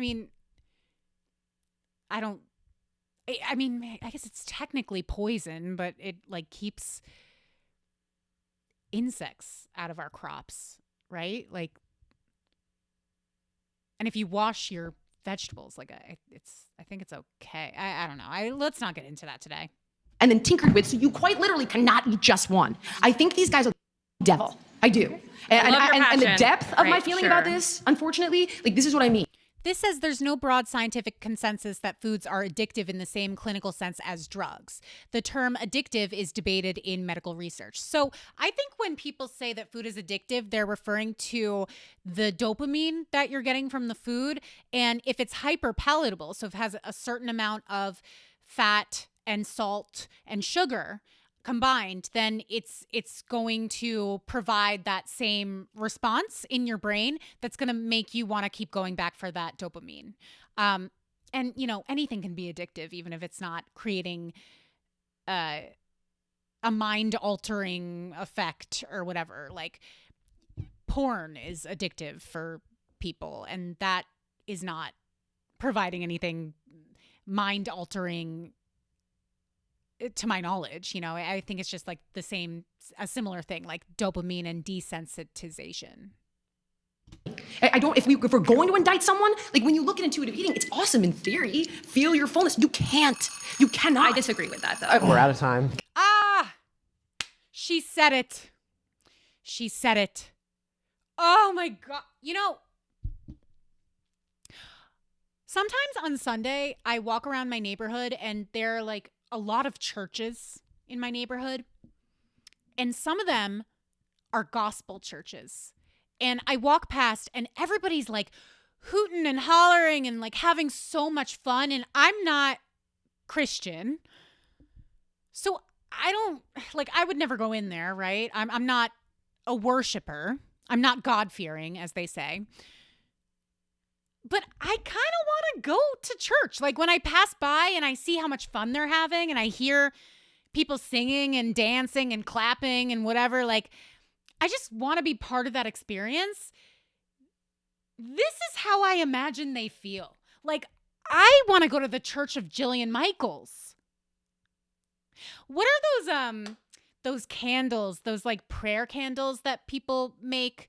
Like I think traditionally they have Jesus on them or maybe Mother Mary, but they make funny ones with like Taylor Swift or Travis Kelce. They make like celebrity ones. I want to make one with Jillian Michaels on it. Let me know if you would buy that if I had merch. Thank you. My next surrounded claim is that the body positivity movement oversimplifies disordered eating and trauma. The body positivity movement oversimplifies disordered eating and trauma. Absolutely. Yes, Jillian. Yeah, it really does. Like, I've talked about this in a lot of my videos, like the fat acceptance creators and specifically like the dietitians that are in this community, they will make it seem like counting calories causes an E to the D. Like if you stop buying scones from the bakery, that it's a slippery slope and eventually you're going to be weighing your cornflakes and wasting away to nothingness. And it's just so much more complex than that. And I also think they overlook the opposite end, like overconsumption. They don't acknowledge that as also being an E to the D. And a very prevalent one, more prevalent than Anna and Mia combined. All right, whoever wants to be the next debater, get to the chair in 3, 2, 1.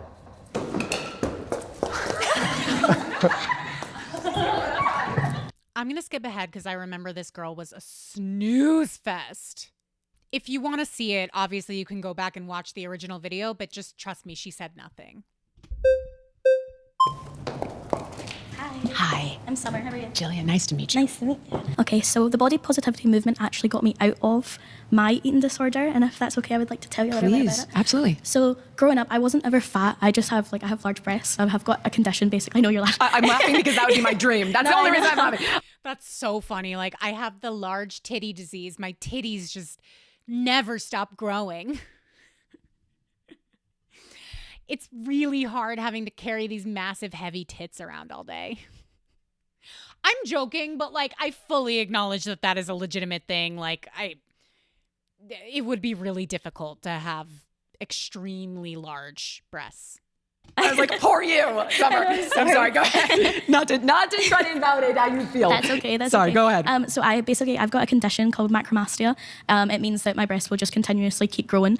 So I had to deal with this. Like, okay, I definitely remembered this from last time. Her tits never stop growing. So like even when you're done growing, they just keep growing. Nuts. my whole childhood, and I got like picked on and bullied and stuff because I was 8 years old with like double D's. So that's absolutely okay. I went to the doctors and they actually told me that I had to lose weight in order to get a reduction. At this point, I was actually a Scottish size 6, which is a UK size 2.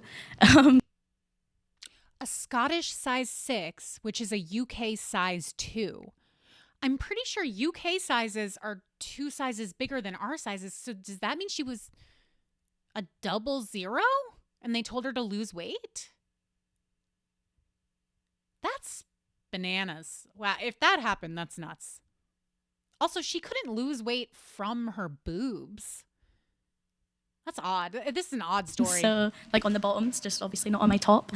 So this actually drove me into an eating disorder, and I started to starve myself and try and make myself thinner so that my breasts would get smaller, and that never ever happened. Like they just continuously, because it's obviously a condition, so they just kept getting bigger as I was getting smaller and smaller. And it wasn't until obviously the online platform made the body positivity movement more aware to me, and then that really helped me. And it's made me start eating more. It made me start posting more online about my body, and I just think that your claim's a little bit silly. Can I give you some examples? Of course, please. So, while intuitive eating is actually not intended for people with eating disorders, I cannot tell you how many people have misinterpreted that. And I've ended up dealing with it personally for quite some time now. So, for example, things like avoid diets where mechanistic eating is actually recommended for people with many different types of eating disorders. And even the women who started intuitive eating suggested that, like, hey, this is a goal, not a treatment plan. She's absolutely right. And I think where she's going with this is that, like, all of these people who have overconsumption issues, as well as underconsumption, but I think where she's going is more on the overconsumption side. When they try to do intuitive eating, I think what she's saying is basically they haven't healed their relationship with food yet. Like, intuitive eating isn't going to help you do that if your relationship with food and your hunger cues and your the way you think about food has been so hijacked. That needs to be addressed separately from the eating. She also brought up the mechanistic eating again, which if you were to ask anybody in the fat acceptance movement about mechanistic eating, they would say that qualifies as a diet because it's a meal plan. They categorize any type of meal plan as a diet. Anything that's not intuitive, in the moment, listening to your body, honoring your hunger, honoring your fullness, etc., that would be a diet, and they are against diets. However, mechanistic eating, as Jillian said, has been shown to be really valuable for people who struggle with E to the D's. But when you've got, random people online who are, hey, just listen to your feelings of fullness. You can't do that when you're anorexic. Your body no longer recognizes those satiety cues. And I was talking about that earlier when I was very low body fat and I had hypothalamic amenorrhea. When I had HA, when I lost my period, and I was having all these hormonal issues, I was not hungry. And it was a real mind fuck. I will tell you that. Like, I remember saying to my boyfriend, like telling him, like, I don't understand how I need to eat more food because I'm full. Like, I'm eating 3 meals a day, and after my meals, I'm full until my next meal. But it was because I was eating very nutrient-dense, fiber-rich foods that were like filling me up too much, and I needed to gain weight, so I needed to incorporate more like simple carbs and more fats and whatever. I could do a whole separate video about that.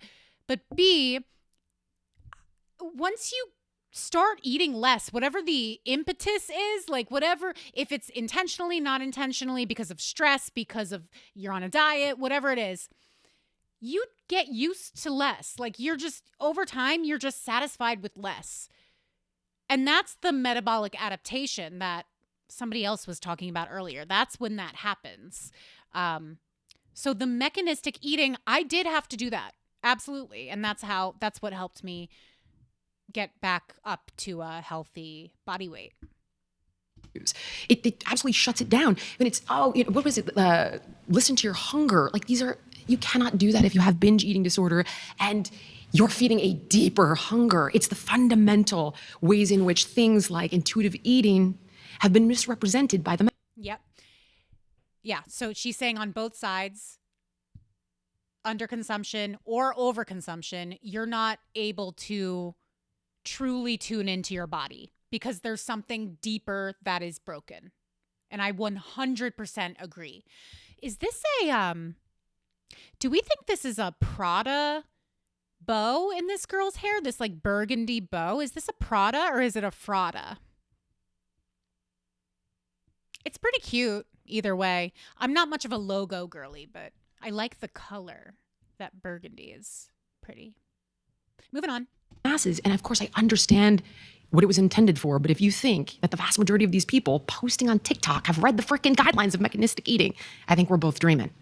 No, I get that, but I think the thing in my head is like, why do you care so much about someone else's body in order to like try and argue against body positivity? Like, say someone's like fat, obese, whatever, walking on the street, that doesn't actually affect you as a person. Totally right. So I don't understand why you would feel the need to fight for people that are arguing for that person to feel validated as a person. I'm not arguing for the person I don't know. However, there are people that do want help, and I think that this can leave them feeling exceptionally confused. And there are many that I have tried to personally help that have experienced feeling misled, misguided by some of the, or almost all of the intuitive eating principles, and they're not being educated on But the you could fact. also argue like the latter. But there are a lot of people that actually want help, and I care that they get the most. But I don't think the efficient body help. positivity movement is like just for obese people, just for people that are drastically. No, it's also for people with massive, huge tits, apparently. I'm jealous of her too. I'm with Jillian on this one. Not so much anymore, but when I was younger, I would have killed to have that disease. And help. anorexia is It's not for- Or condition. I'm not going to call it a disease. obesity. So I was anorexic, and the body positivity movement helped me. Do you not think that the body positive movement helps them rather than I shaming think them? Because that's how they get in that place in the first place, with other people shaming them constantly. I'm not suggesting anyone should be shamed. You're conflating two different issues. I don't think But that I people. think in one, it's all one issue. It's not though, sweetheart. You're telling me that you think I think shame is awesome. I don't. No, I didn't. I don't. That didn't come out of I my mouth. think that these tools or things like, oh, you know what? It's society, it's diet culture, it's this, it's that, it's bigotry. No, dude, it's probably the fact that like somebody, God forbid, touched you when you were a kid. I don't think or- that's appropriate or even Oh, right. man. Okay. I mean, whew, she probably shouldn't have said that, but like also she's not wrong. Like that does happen. And actually, Roxane Gay wrote about that in her book, which is called Hunger. She's written a few different books, but I read her book Hunger, and that's what it was about. It was about going through childhood trauma and childhood SA. And subconsciously, she wanted to put on as much weight as she could to make her body into kind of like a fortress that nobody could get through. So it is definitely a real thing. Obviously, it's not always the cause of E to the D's. There are a lot of other things that can lead to it, on top of a genetic predisposition that a lot of people could potentially have. But that was a pretty bold thing to say. I don't think she's entirely wrong, but I think this girl, I think it's going to set her off a little. And the slightest bit. You No really one don't think touched so? me. No, And not you, dude. no I'm one- not talking about you. I completely get that. And I'm not you talking also about keep you mentioning personally. like parents. I have two very loving parents. My parents never made me feel shamed about my body. It was like TV shows like The Biggest Losers. In the UK, we've got Super Size versus Super Skinny. Like, it was all of these TV shows that made me feel like this. It wasn't my parents. I'm going to suggest that I don't think you would be vulnerable to TV shows Why? if there wasn't a primary injury. Because who cares, buddy? Do you know how much stuff like goes after me personally, or after people of color, or after gay people, or after like You have everybody? to remember, I'm quite young. So when these came out, I was very young, very impressionable. And I have like adults telling me that my body, because my BMI is higher, I have adults telling me that my body is like, you have to lose weight to fit in with normal people. Was she raised by the TV though? Like, she's saying I was young, so like this messaging really affected me, but it wasn't my parents. Well, what was it then? Like what? So were you just, did the TV raise you? You were raised by America's Next Top Model and Biggest Loser, and that's what made you feel bad about yourself? Or was it the doctor that made you feel bad about yourself? Or was it your parents taking the doctor's advice and telling you, okay, sweetie, like you should probably lose some weight? Or is it a combo of all that stuff? Like, I think I see this a lot with Top Model, especially since that documentary came out. Like, there's a lot of scapegoating that happens. And at a certain point, you got to be like, okay, but like, that's the culture that we all grew up in. So what is the differentiating factor? Like, why was I not traumatized by Top Model, but you were? I don't even think she mentioned Top Model. I just, that was like at the forefront of my mind because people are talking about it. But like, why did that traumatize you, but it didn't traumatize me? I don't think we can blame TV and the culture. And I agree with Jillian on this. Like, this is what I'm talking about all the time. Like, why are we pointing a finger at Demi Moore looking skeletal on a red carpet and saying, this is the downfall of our society? She's inspiring girls to want to shrink themselves. Like, why are we blaming the culture at large? Why don't we actually discuss like how to effectively treat E to the D's and improve mental health for our youth?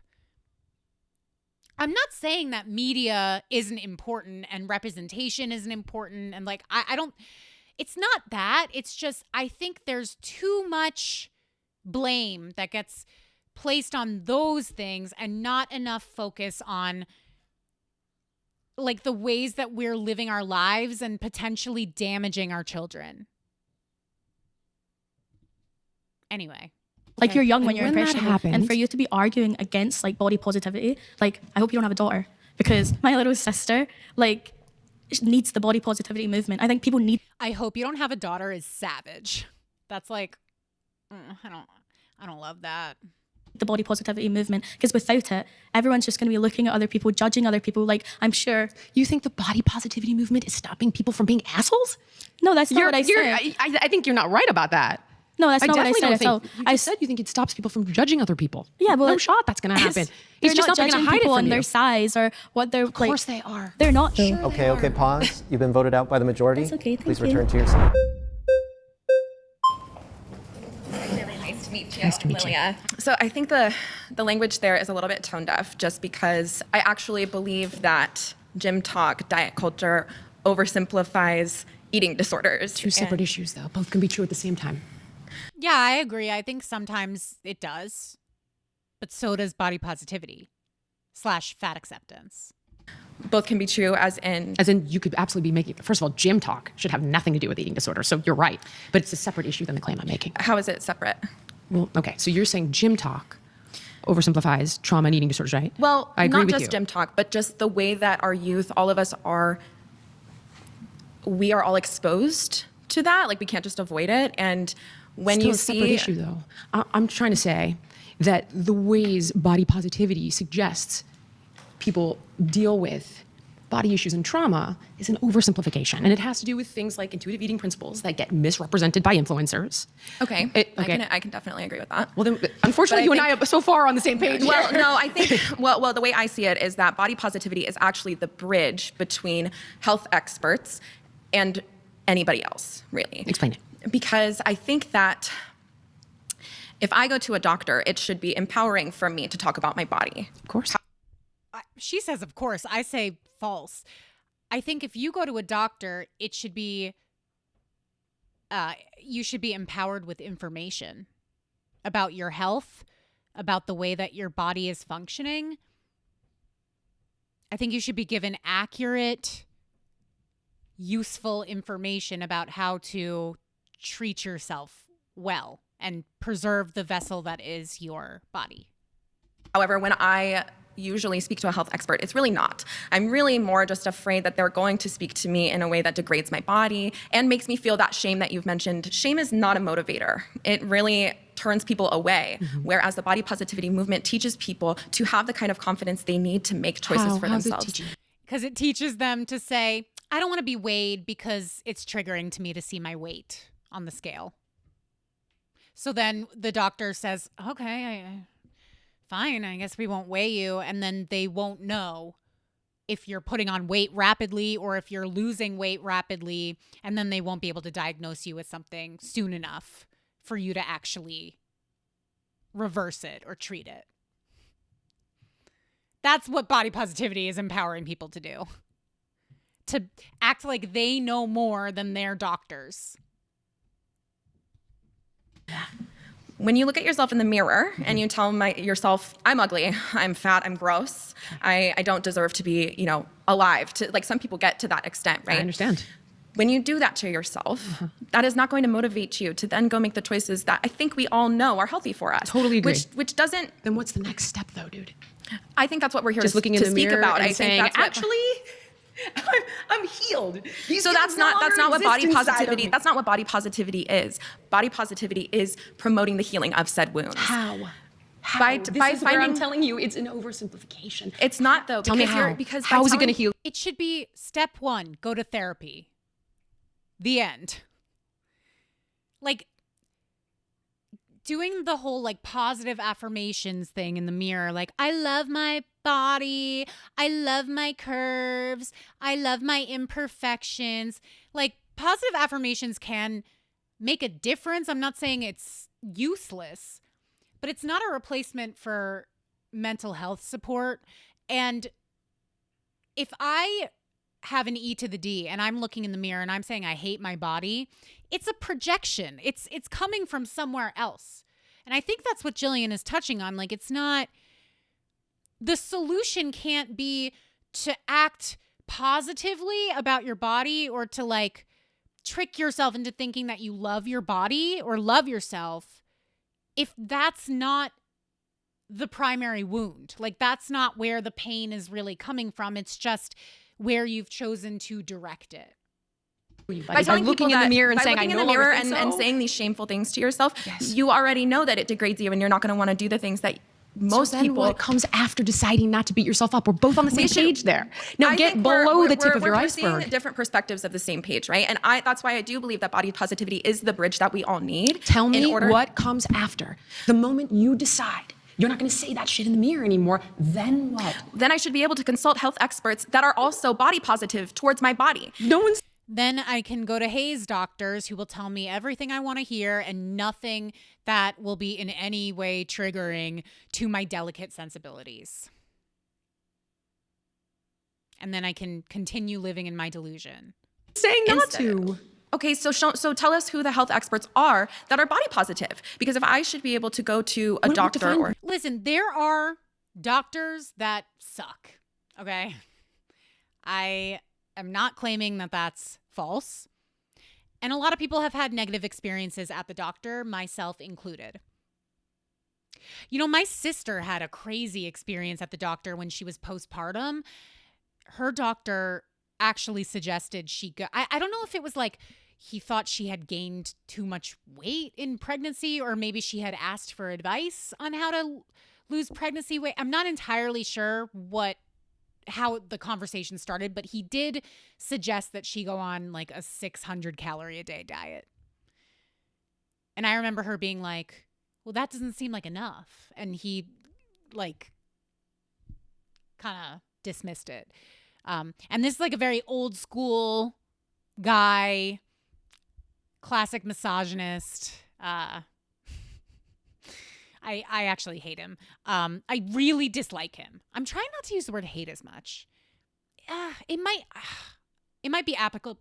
It might be applicable here, but anyway, definitely it happens, and you need to advocate for yourself in those moments and be like, yeah, no, that's extremely unhealthy what you're suggesting I do. However, somebody just being like, okay, do you know that you're at this point in the BMI range? Like, are you trying to lose weight? Like, can we talk about it? We can't be triggered by doctors giving us their doctorly advice. Like, just don't go to the doctor then. Which I'm not really advising that, but it's like, You're going to go to a Hayes doctor? Like, you're going to go to somebody who's intentionally ignoring this huge part. Like, I agree it's not the only health marker, but it is a health marker. So if it doesn't matter, like if your body size doesn't matter and you think you can be healthy at any size, then why can't you see that number? Why can't you discuss it with your doctor? Why can't you hear him out? Pick up some tips. Ruminate on it a little bit, you know? Like, it's so obvious. They're just trying to, like, shut that part out. Like, don't look here. It's infuriating. Would you want, when you say body positivity, what kind of health expert are you looking for? I know a million doctors, and all of them would love to help somebody. But what is help? Is help saying you need to get your ass in the gym, you need to restrict your eating, whatever. What doctor has said to this girl, you need to get your ass in the gym, sweetheart? That's what she's hearing when they're saying, okay, like you're a little bit overweight, or I don't know what they've said to her. Like, I don't know how overweight she is or whatever. Like, when they're asking her about her habits and saying, have you tried to lose weight? Do you know that this is bad for you? What she's hearing is, you're disgusting. You need to get your ass in the gym. It's a projection. They're not actually hearing what is being told to them, just like they're not actually listening to what Jillian is saying in this debate. They're filtering it through their fat acceptance brain, and then they're regurgitating a completely different thing that is not in any way similar to what we're talking about.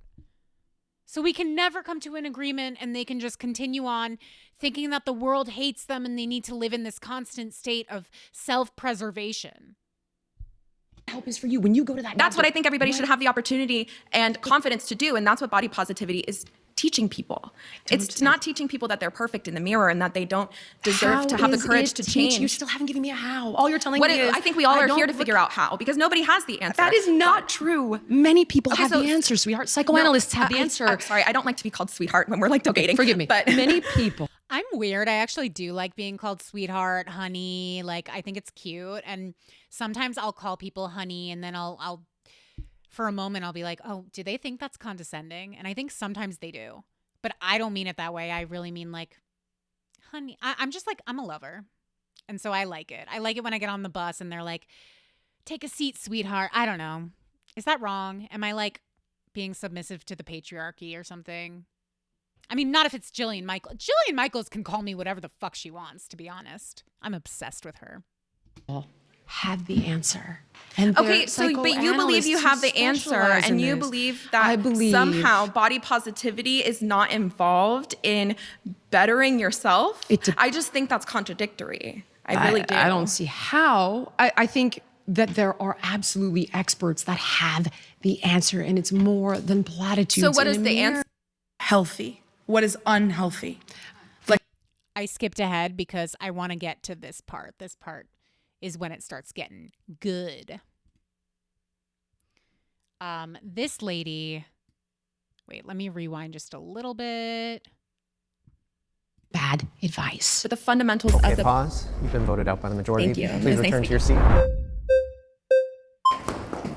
Hi. I've been on a diet since I was like 6. You've talked a lot. Have you? When people say that, when they're like, I've been on a diet since I was 6. Like, on and off.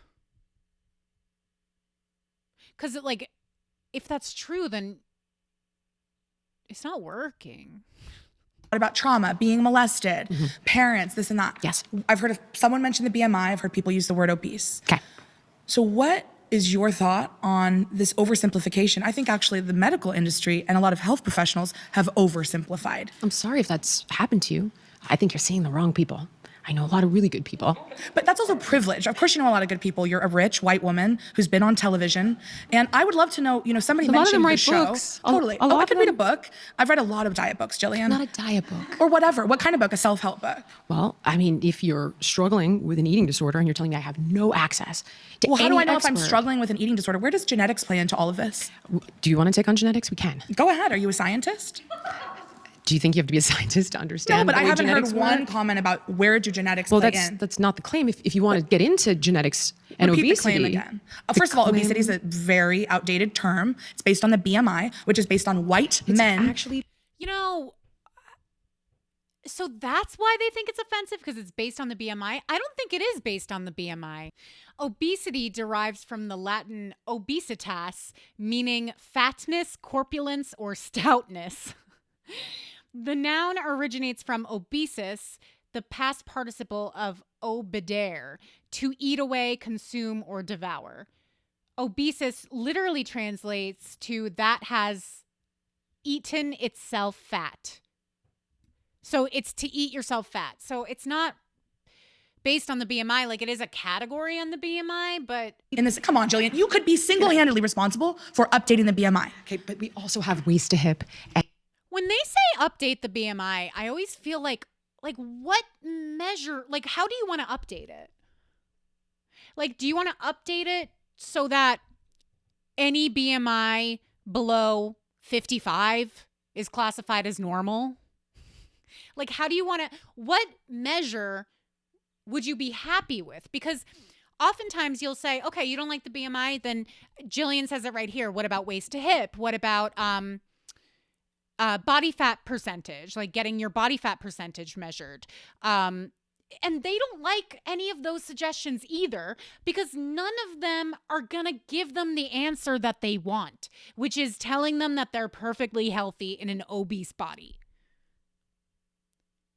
So what is the problem with the BMI again?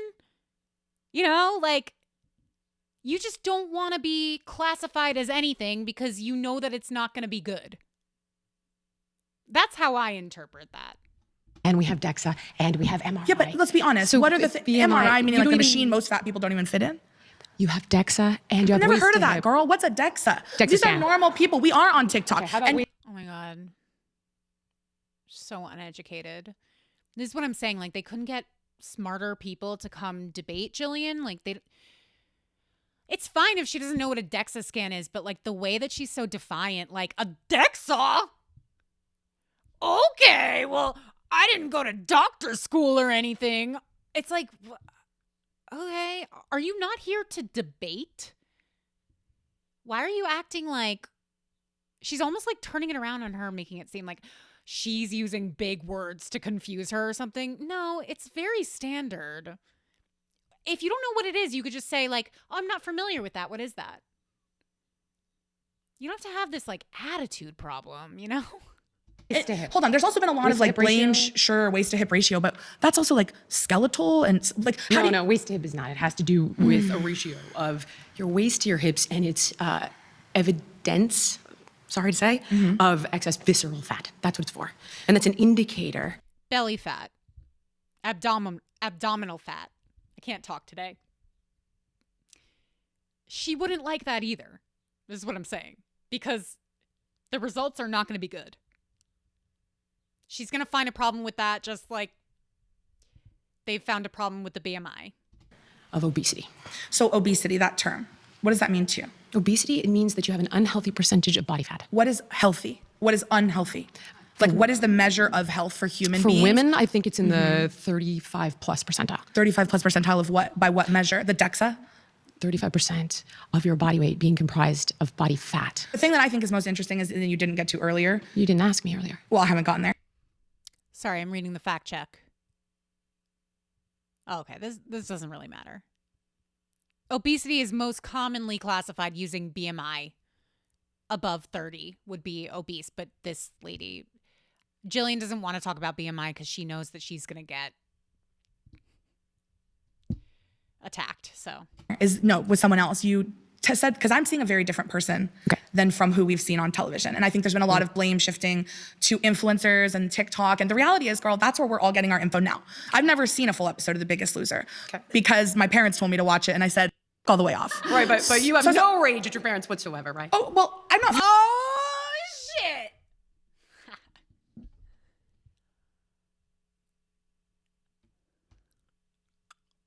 I mean,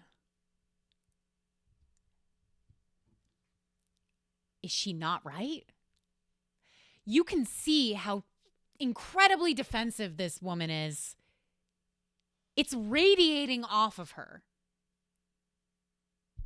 She has some deep wounds, baby. Not because of the age of my All the way parents. off, that doesn't sound like a primary wound telling your parents to all the way off. The primary Is that not evidence of what I'm saying? Totally. Primary wound plus genetics plus whatever choices I make in my life is where what can you're I ask seeing you now. something? Pick the argument we want to have. Do you want to have a debate? I want to Do you hear who discuss you are on the show, genetics? who that person is and was, and who this person is now. Because Same I'm seeing person. It's not at all. Can I say something? You just told me you never watched an episode of Biggest Oh, but I've seen TikTok clips. I saw the documentary. I mean, have you ever seen a full episode? Let's say with one of my contestants like Abby Wright. Tell me about or the show. Michelle Tell me Aguilar. whatever. Tell me who you were on the show. Tell me where that Jillian Michaels. Because to be I will, honest, but you we've gotta all let me talk. Sure. Before. Okay, I'm the exact same person that you see now. Now, of course, yes, you would see parts of what I was doing. You would never see the entire picture of what I was doing, and you would never understand why I was doing it. So let me address the part that you're thinking of, okay? I had a contestant, 500 pounds. This contestant in particular had an exceptionally traumatic background. Can I tell you about it, or you don't care? Okay. So her mother was a prostitute. A sex worker, we say now. Her mother was a sex worker, if that makes you feel Sex safer. work is real work. Okay. Guys, to be clear, I'm not laughing because I don't think sex work is work. It's just like, this is why there are people out there who hate the left and think that like people on the left are so annoying and trigger happy and we all have like blue hair and we're always constantly like tone policing and whatever. It's because people like this completely hijack a debate by being like, well, you can't use this word because that's offensive and sex work is real work. And you can't use the word obesity because that has been used to stigmatize fat people. And you can't, like, the person that Jillian's talking about probably referred to her own mother as a prostitute. And you guys might disagree with me, but it's like if somebody else calls their profession a certain thing, I don't, whatever. Sex work is work. That's a separate debate. And I'm not, let's stay on point. Let's stay on point before we get into all the woke ideology. So having said that, the contestant named Shay, her mother used to sleep with men for heroin while she was locked in a closet. And she's gonna go home based on the percentages. I didn't make the game, not a producer. Very publicly had issues with the name and the gamification. So I don't want her to go home.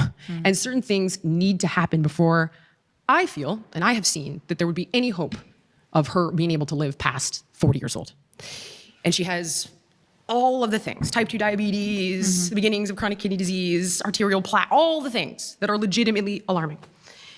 So I can't get her on this freaking ladder. It's day one. Can't get her on for 15 seconds. Tried everything. Cannot get her on this ladder for 15 seconds. And we're playing this out and we're playing it out, not getting anywhere. Because the story is, I'm weak, I'm fat, I'm worthless, I'm this, I'm that, all the internalized shame. And at that moment, I pretty much tried everything. What you don't see is this has gone on for about 4 hours and I can't get her on the freaking ladder. Yeah, they probably showed like 4 seconds of it. It's a TV show. I think some of these people don't understand that it's a TV show. But not only was it a TV show, so like obviously they're going to dramatize it as much as possible. It's very clear Jillian cares about those people. Like, she wanted them to have a better life and to show themselves that they can do hard things. It was her literal job on the show to train these people who, by the way, elected to be in that environment. They wanted to be in that cutthroat environment. They thought that's what they needed. in order to turn their lives around. So they needed somebody with brass balls like Jillian Michaels to train them. They couldn't have somebody soft who would just hold their hand and say, it's okay if you don't want to climb the ladder. It's totally fine. We can try tomorrow. You know what? You're beautiful just the way you are. That wouldn't have been good TV, and it wouldn't have been helpful for the contestants. And it's the same thing, like they've created this narrative that's like, our doctors hate us. They hate fat people. They want to eradicate us. Do you ever stop and think maybe they are telling you the hard things that you think the conversation is awkward for you when your doctor talks to you about your weight? I think it's awkward for them as well. They're definitely more used to it because they've been trained to have those conversations, but I think it's awkward for everyone involved. I don't think it's like a fun conversation. I don't think they take joy in telling you need to lose weight or make lifestyle changes. They're doing it because they want you to live. Most people become doctors because A, it's really high paying, but B, they want to help people. It's not because they have this deep-rooted hatred of 70% of the population or whatever the percentage is now.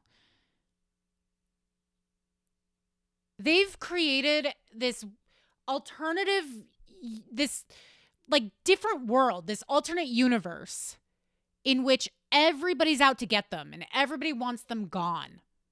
They're paranoid, dude. Anyway, Jillian, I'm sorry I interrupted you. She comes in the room and I'm like, all right, that's it. I'm like, God damn it, get on this fucking ladder. I swear to God, get on the ladder or you're gonna go home. Get on the fucking ladder. Going crazy. And I'm utilizing her fear of me, quite honestly, to circumvent the story that she thinks is true. Long story short, she gets on the ladder. She climbs 15 seconds. Show up the next day. She's like, I got back on the ladder for 15 minutes last night. I was like, that's awesome, dude. And she ended up losing 300 pounds. Mm-hmm. So you may not agree with it, but it worked for me and it worked for Shay in that moment. You don't know why I'm doing it. You don't understand that it's a life or death intervention on a ticking clock. You don't understand all the other things I've tried. So I kind of don't care what you guys think. How much of her weight did she gain back? She gained, well, good one. Because 95% of diets don't work. Not my False. Citation needed. contestants, 35% of them kept the weight off, which is actually exceptional. And I could give you all the names. If 5% are able to keep it off, there are obviously a myriad of reasons as to why that's the case. But if I had a 35% success rate, can you at least concede that maybe I'm doing a little bit better than the norm, than the baseline? I can agree that the #1 celebrity trainer in the entire world has a success rate. That I can concede to. Oh, that is so dismissive. It also was a very cutthroat environment. Like, this is the kind of extreme dieting that you guys are always talking about, like, as being so toxic and like sure to fail, or that you'd be sure to put the weight back on. These people competed on the show for what, like a few months and lost hundreds of pounds. What was it, like 6 months to a year? I actually don't even know. I should probably fact check. I'm not going to. It's fine. But you see my point? Like, oh, well, you had a 35% success rate because you're a celebrity trainer and you're the best in the business. But everybody else, they don't stand a chance. Whatever you need to tell yourself. Keep it off. They kept it off. I got 30% of people that went on a public TV show. All right, we got to pause there. We are out of time. My final surrounded claim is that the body positivity movement is fundamentally disempowering. This is what I'm saying all the time. It is disempowering because it's telling you if you don't like something, you just need to convince yourself that you do. That there's no point to try to change. That self-improvement is a waste of time. That self-improvement is the same as self-hatred. That one really ticks me off. The fact that they think that all the people working out at the gym at all times of the day, that we all hate ourselves, and that's why we're doing it. It's so disempowering, and I love that she's shedding light on this. My heart is beating so fast. I need to calm down. If you want to be the next debater, please get to the chair in 3, 2, 1. This guy doesn't say anything. I'm going to fast forward. I'm curious about what your definition of body positivity is, because you're talking about shame and you're talking about personal feelings and emotion, and I have a little bit different of a definition of body positivity. Tell me yours.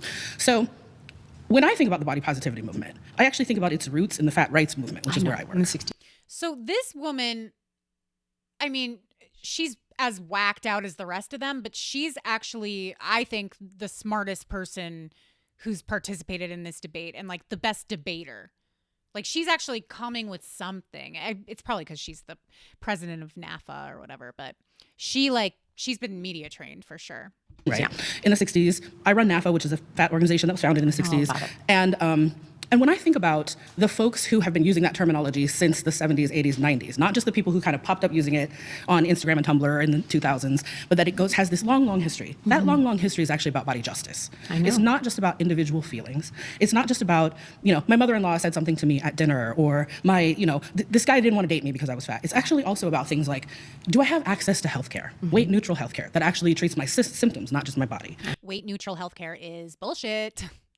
Right? Do I have access to equal pay? Do I have accommodations for the body that I'm in right now, not 100%. The body that I might be in someday? And so I think about these systemic disenfranchisements and discriminations that happen to people, especially people in larger bodies. Yep. And when I want to embrace body positivity, it's more than just that personal self-esteem piece. Right. But what you seem to be talking about is the personal self-esteem piece. True. That's not just what I'm talking about. And I'm not going to disagree with you on any of what you just said. I'm well aware of where this started. And it was, I think, a gentleman that was pretty upset about how his wife was being treated, right? And he started it. How'd you know that origin story? I do know a lot about it. In my opinion, there's no question it has been co-opted.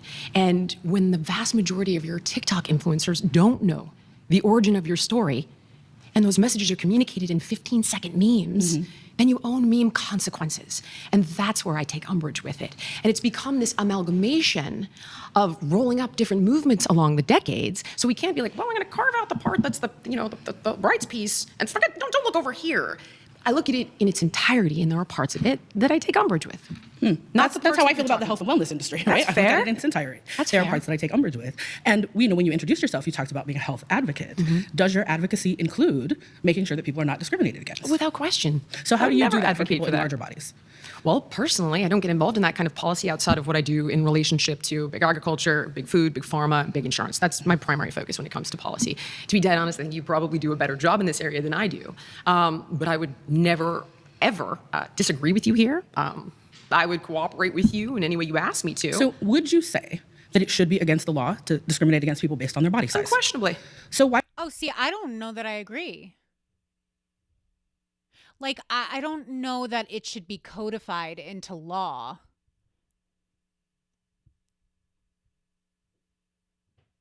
That you can't discriminate against somebody based on their body size. Like, I think it's not that I think people should be discriminated against because of their body size. I just don't know that we need to make that into a law. Let me know your thoughts. Why don't we see more fitness and wellness advocates asking for that? I'm happy to ask for it. I'll ask for it right now. I didn't know that you thought I wasn't for it. Of course I feel that way. Well, I didn't know your personal view on the laws specifically or public policy specifically in this particular civil rights way. But certainly, would you agree with me that your industry is not like, we don't see a bunch of fitness professionals coming out and being like, hey, we should actually talk more about the way that people are discriminated against, instead of, hey, we should actually talk about how those people should lose weight if they don't want to be discriminated Absolutely against. Fair. I guess it's a question of like, what do you qualify as discrimination? Like, is a movie theater not having seats that are big enough for your fat ass? Is that discrimination?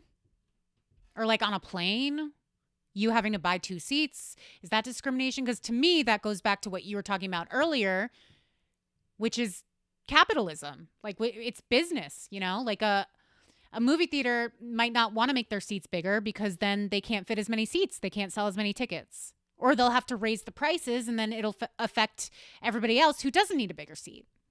Same with the planes.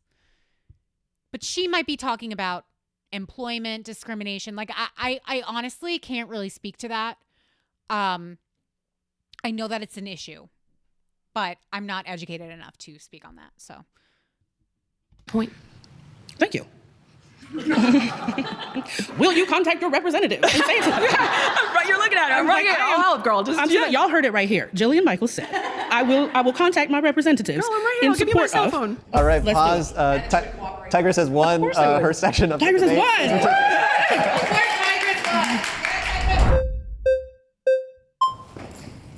We're going to skip this gal. Yeah, so this last one is the perfect way to round this out. So she got to pick somebody that she felt like she didn't finish the conversation with, I guess. One final debater, so look around the room and select somebody who you would like to spend that last 10 minutes with. Somebody maybe who you think you haven't finished the conversation with, or you think they challenge you in a way that you want to keep moving. I want to talk about the genetics piece. Okay. We'll talk about a lot of things. My surrounded claim is that shame is far more dangerous than body positivity. Shame is far more dangerous than body positivity. I don't know how you quantify that, to be perfectly honest. I don't disagree with you. I disagree with how it handles shame. Let's talk about the show. Okay. Tell me more about your, I guess, tactics or who Jillian Michaels is to the world. I can't describe. Why does she keep referring to her in the third person like she's not sitting right there? She said she's never seen The Biggest Loser, and yet Jillian Michaels represents something way bigger to her than the person that is sitting across from her. Describe who Jillian Michaels is to the world. I'm something to everybody. To some people, I'm a hero that saved their life, which I never, listen, I disown, 35% of people. hold on, I disown that completely. It's not my accomplishment. It's a projection, right? Of I know you guys don't like this talk, but it is a projection of the good mommy. I'm not that. I'm also the bad mommy. I'm the evil person that made them overweight, and I did this to them. I'm all these things to all these people. Who's Jillian Michaels? I mean, I'm 5'2". I spend a lot of money on laser hair removal. I got 2 kids. I mean, how do you raise your kids? You use fear and shame to raise them? Does it seem like I use fear and shame to raise them? Yeah, because you talk about using fear and shame. I don't talk about, first of all, that is a life or death intervention on a ticking clock. But do you look at me and see a life or death need for an intervention right now? Be honest. Yeah. You might. I do. Eek. That felt like, so this moment to me, when she's like, do you think I need an intervention? And Jillian's like, well, yeah. Like, that moment feels like when you've been on a few dates with someone and then you have to tell them, like, it hasn't been that long, but you feel like you owe them somewhat of an explanation. So then you send them a text message that's like, hey, I had a lot of fun, but like, I don't really think we should keep seeing each other because, or you don't give a reason. You're just like, I don't really feel a spark. Like, I don't think we should see each other anymore. And then they come back at you like, well, tell me why. And you're like, tell you why? Like, you want a list of reasons why I don't like you? Like, you're forcing me to tell you why I don't like you right now. That's what this moment felt like. Like, she knows the answer. She knows that Jillian doesn't think she's healthy or that she is in need of an intervention.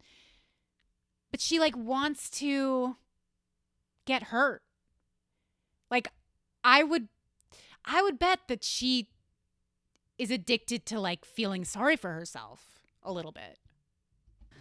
We don't have a ticking clock, which means that if you chose to reach out to me, we're to all on a maybe ticking work on, clock. not in the way that you go home in a week, dude. In the way that I get 6 days to try to figure out, to try to help you. Okay, that's so you're back very to the different. show now, the ticking clock. I thought we were being talking about, well, you're sure. asking me about fear, and I'm telling you that parenting and Biggest Loser, there's no parallel. Okay, so shame. Okay. Shaming someone. So like, I didn't say it's okay to shame someone. I'm telling you that the utilization of these emotions, I'm telling you that shame is a signal. It's telling you, hey, look over here. This here. So, but shame from the world, like any shame I've felt from, okay, we'll start here. Any you're externalizing shame, which is exactly what I don't agree with. And you're saying that I've externalized it by carrying it on my body as well. No, I'm saying that's a little bit of what you said earlier about the trauma is externalized. Well, not what she's talking about at all. When she says externalized, she means you're taking this internal shame and you're projecting it onto the outside world, if I'm understanding correctly. And this girl just doesn't want to hear it. She doesn't want to hear it. That my heart breaks for her, to be honest, because I've been there. Like, you can't fully commit to something that you're not willing to accept and acknowledge yourself. That would be utilizing your body as a container to manage emotions. If we're talking about in this particular instance, I can give you an example of that, but we're not. So I'm not talking about shaming someone. I fundamentally disagree with that concept. I'm talking about the shame that is already there not externalizing it. I'm talking about appreciating the fact that, like, okay, this is arising from within me. Where is this coming from and why? If we, instead of going, oh, I think I'm ashamed because of what they did or what they told me or now listen, people are absolutely at one point or another, very often victims. However, how we choose to respond to that injury, okay, at one time absolutely meant your psychological survival. It is how you survived that injury. The problem is it perpetuates and it no longer serves. But if we continue to repeat the pattern, it's actually called, has a name, it's called a repetition compulsion. And the goal, right, is I will master this. I will play this out. It's safer to play it out externally than where those feelings really belong, because that's painful. It's also safer because you don't have to suffer the primal loss of whatever was missing. So now, can I give you an example? I'm a shitty parent. We talked about this, but just follow me, right? I'm a shitty parent. I'm not there for you. Okay. Instead of you saying, oh my God, my mom was never available. I didn't get what I needed. And there's there's Peoples that feel that way. Okay. We then internalize it and go, it must be because I'm not good enough. This is, I feel this. This is something that a lot of people struggle with, I think. Like, rather than accepting the fact that the environment that you grew up in or that you were raised in was unstable, and that the people that were supposed to take care of you maybe didn't do the best job always of taking care of you, you internalize it because it's for some reason it's more comfortable to think, I'm just terrible. I just didn't deserve to get everything that I needed. I just was too difficult. I was too obstinate. I was a bad kid. And that's a really common thing. That's a lot of people have to go to therapy to unlearn that. Hence the sinner part, okay? Not because mommy is unavailable due to her own limitations. Instead, it gets internalized, and that is what becomes toxic shame. What is the primal injury that begot this emotion?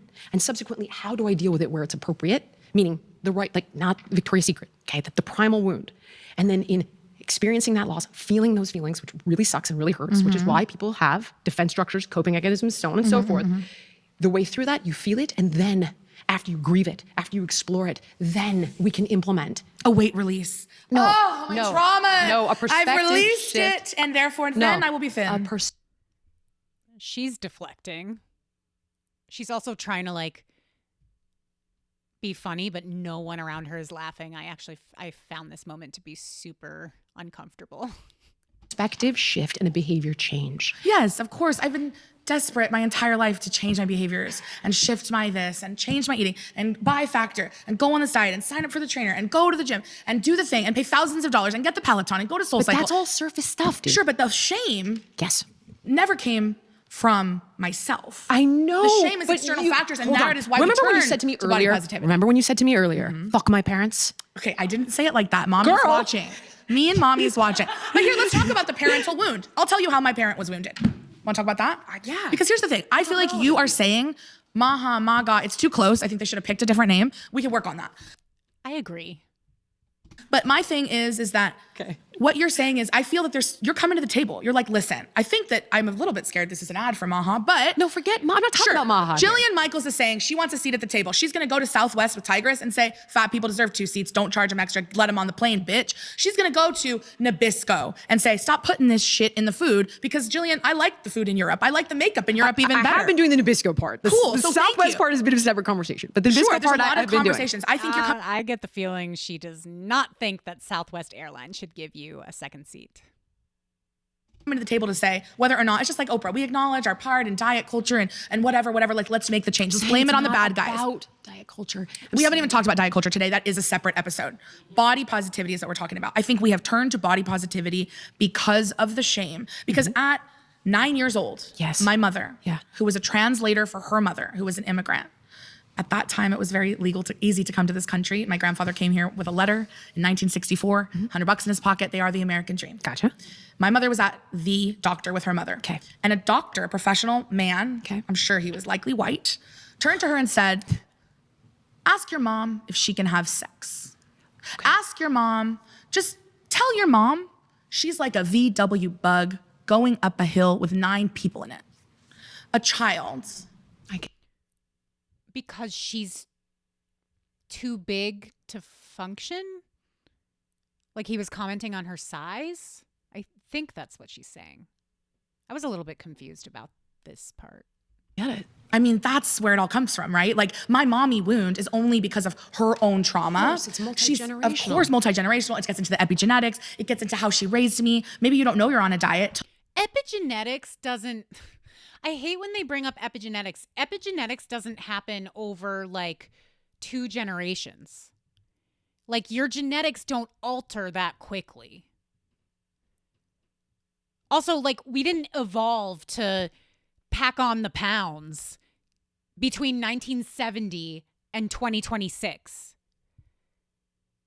Like they act like, oh, well, it must be, you know, it can't be the food.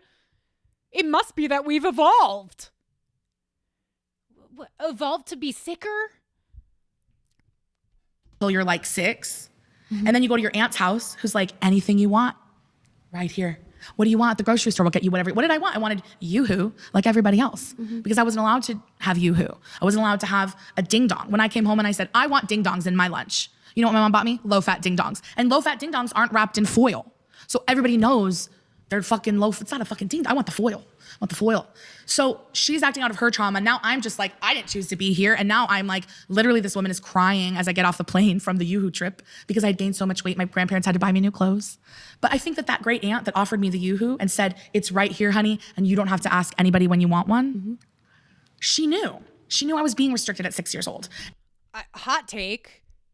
If I sent my child, if I had a child and I sent her to live with my sister or to stay with my sister for the summer, and I said, just so you know, like she, you know, we're like trying to take it easy on the snacks. Like she's been overweight and we're trying to like, you know, just make sure she's healthy. And then she gets off the plane at the end of the summer and she's gained like 20 pounds.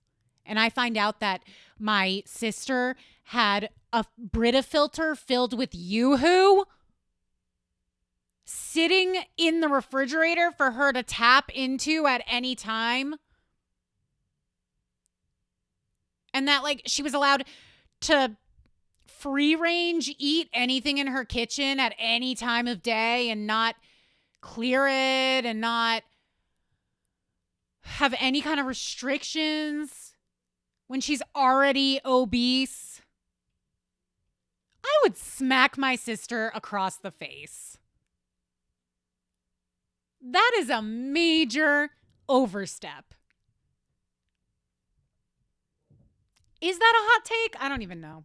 And that is why at 26, when you hear about body positivity and you're like, well, I've been on a diet for like 20 years, maybe there's more to life than trying to lose weight. That's what body positivity has given me. There is more to life than trying to lose weight, but what these people don't realize, or maybe they've convinced themselves that it's not true, is you can totally live your life and lose weight at the same time. Like losing weight doesn't need to be all consuming. No pun. But I think quite often when they're talking about like, well, I don't want it to take away from me living my life, I feel like they're talking about like going out to restaurants, like going out to eat. Like that's what they think of when they think of living my life. By the way, you can also still do that and be in a calorie deficit, but I really think that's like what it is. Like, I just want to live my life. I just want to like go to bakeries and pig out all the time and like not pay attention to what the fuck I eat. Like that's what they mean, right? Because they certainly don't mean water skiing, roller skating, you know, like doing like physical activities that you would be severely limited at if you were in a much larger body. They definitely don't mean like canoeing or kayaking. That's not living your life. I really think that like they just mean eating and possibly being sedentary, because those are the only two things that you like wouldn't be able to do if you were on a weight loss journey. In actuality. So do I still want, of course, to make the right choice every day for my nutrition? Yes. I mean, I can see there's like empathy. I also feel like when you were talking and you thought I was going to interrupt, you could like hear my thoughts through my eyes. And people like you only get to be people like you because you're a unicorn. You're a very special person to have gotten to the place that you've gotten in this world. Wrong. I think that she's saying Jillian is a unicorn because Jillian beat childhood obesity. Jillian was 175 pounds at 5 feet tall when she was, I think she said she was 13 to 15. And then she was able to lose weight. So I've had people say this to me before too. People in the fat acceptance movement say, well, you're an anomaly because you lost weight and kept it off for more than 5 years. I've actually kept it off for 15 years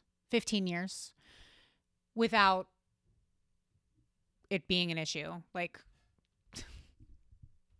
I mean, I've had other issues, but whatever. Aside from that, like I've had people say this to me, like, you're a unicorn, you're an anomaly. No. I mean, I would like to think that I'm that special, but I think what I really am, or what I was tired of being uncomfortable. You have to get so tired of being uncomfortable that you're willing to do another uncomfortable thing that will eventually get you out of that cycle of discomfort and stress. Like, you have to choose the pain of changing over the pain of staying the same. Like, I'm not that special. If you believe the 95% statistic, then yeah, I'm special. But in actuality, no. I'm just somebody who made a decision and stuck to it. And my life vastly improved. And I think you would be hard-pressed to find anybody who beat childhood obesity and said, I wish I didn't do that. I wish I had just lived my life and, like, went to Texas Roadhouse every day. Because I love their cinnamon butter. That's not living. That's not what life is about. But the reality is, I'll finish. My point is that that's where body positivity came from. Body positivity actually came to me. You know what I was doing on YouTube? My first YouTube video is me doing the master cleanse and showing people how to cut the lemons and put their maple syrup in. Sounds really sustainable. I wonder why you didn't have any success with it. Like, at a certain point, we gotta stop lumping in the master cleanse with, like, actual reasonable plans of action. Like, I think when people do shit like the master cleanse or a juice fast or like any extreme diet, I think they know they're gonna fail. I think they're selecting that. Well, actually, no, I think there's two things going on. I think one, they don't want to do prolonged, like, hard work. They want to get the results immediately. So they get seduced by, like, these 3-day, 5-day, 7-day cleanses and that type of thing because they want to see immediate results. And it doesn't work like that because sustainable weight loss is long and slow and boring, to be honest. So I think that's part of it. But I think on a deeper subconscious level, I think that they are selecting something that they know they're going to fail at so that they can say that they've tried without actually really trying. That's a working theory I have. But then body positivity came and said, hey, you should be talking about plus size fashion, not the master cleanse, girl. Sounds to me like you still have a lot of stuff that is upsetting you. It sounds to me like you're still contending with a lot. I'm contending with a society that every day, every minute of the day tells me not only I have to buy a product to be thinner, I have to take a GLP-1. Serena Williams is selling me a GLP-1. So now we're going to blame Serena Williams for all of your issues. She's blaming everybody else for something that is so clearly a deep-rooted personal issue. This woman is allergic to personal accountability. And that's problematic. But listen to me. And then I'm old. Will you listen? You're still externalizing the wound. The first conversation, I think that's where we stay. The first conversation. That is the most important thing. I don't care about Serena Williams. I couldn't care. Serena Williams, that's been Mama, who gives a fuck? because Jillian, she's not when you're important to fat, me. when you Look at me. but when I am getting a GLP-1 ad every time I open any app on my phone, watch the TV, drive down the for that. Sure, but imagine in my position, Jillian. Jillian Michaels, actually, I saw an interview with her. I just remembered this. She's very critical of GLP-1s because of the way that people are losing their muscle mass and their bone density. Specifically women. Like I can't believe I forgot about that. Maybe I'll react to that next. I thought it was interesting. I thought she would be totally pro Zempic. But no, she's been very critical of it because of the risk of abuse. It's interesting. I'm not against GLP-1s. I'm not entirely gung-ho for GLP-1s either, but I'm somewhere in the middle. Yes. I went 6 months where every waking hour, including the 3 a.m. pee, my mind said, should I go on a GLP-1? Should I go on a GLP-1? Should I go on a GLP-1?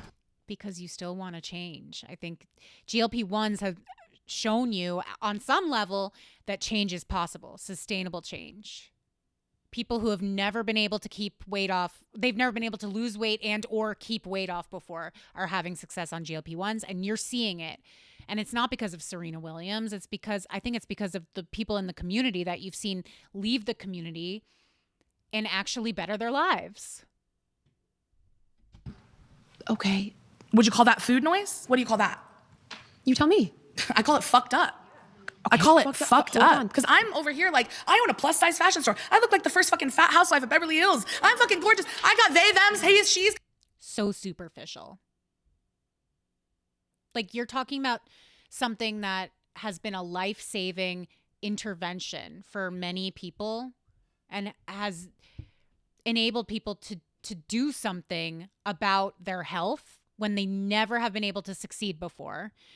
And you're saying, yeah, but I'm fabulous and I look like a real housewife and I have fake lashes and I have extensions. I don't think she has extensions. You know my point? Like, there's so many people like this in fat acceptance that they make everything about appearance. And that's quite literally not what we're talking about at all. They're the ones who keep bringing up, well, people don't like the way we look. People just want us to be thin. Jillian hasn't said that even once. And I don't think she thinks that either.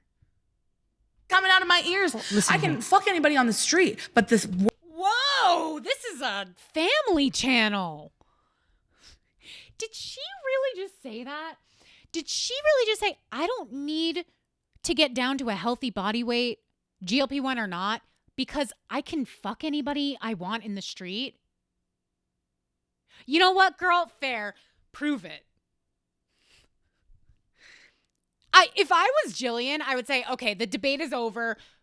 Everybody, we're going out. I would say we're leaving the building. We're going out into the street. We would pull a, what's that movie? A She's All That. We would do a She's All That scenario where I would say, Marcy, that's this girl's name, right? Marcy, that guy. Could you bag that guy? And she would say, yeah, easy. I could bag that guy. And then we would say, what about that guy? And she would say, yeah, easy. I told you, anyone I want. And then we would eventually find a guy with paint splattered overalls and glasses. And we would say, that's the guy, Marcy. Take him home, Marcy. World wants to tell me that I need to shrink myself, that there's a thin woman within waiting to get out. Can I say something? I think I ate her. Can I say something? I don't think she's here. Say something? You also told me that what the world, tell me how okay, back up, okay? Tell me how the world makes you feel. I constantly feel like I have to be smaller. I have to be quieter. I have to be more submissive in my marriage. I think you should be quieter. Like, you're really incredibly annoying. Is this how you have all your conversations? I'm really I want to turn down the volume on just her. I have to shrink my body to fit on a plane. I have to have a bigger car because I need a little more room. I need to go to a special store, or actually even better, order it online. Makes me feel like shit. Makes you feel worthless. It makes you feel like I can't go to the mall and spend my money. It makes you feel how? Funny how all roads lead back to consumerism. I need to go out to restaurants. We need to have our big food companies. I need to go to the mall and spend my money. I don't even have anything to say about it. It's just an observation. Devalued. Okay, stop. When's the first time you felt that way? This is a full-on therapy session, and I'm living for it. When I was in ballet and the teacher picked an outfit I didn't like for the recital. 8. When was it when your mom put you on a diet? You said 6. I mean, after that Yoo-hoo incident, it was a real. Did that make you feel the way you're currently describing? No, I didn't know what was. At 6 years old, it's like I knew the ding dong was different because it didn't have the foil, but you knew. I didn't understand. I know, because it becomes you, but unconsciously you do understand. And now, this pattern is playing out everywhere. It has a name. It's literally Freudian. It is called a repetition compulsion. What about the genetics? Like when I look at photos, you said there were no fat children 100 years ago. No. She didn't say no fat children. She said there were a lot less, which is true. I find that very strange. There were very few. Okay, there were fewer. Fact check me. But there have always been fat people. Hold on. And there always will be. We will not be irrational. There have always been fat people, but they weren't as fat as people are now, and there weren't nearly as many of them.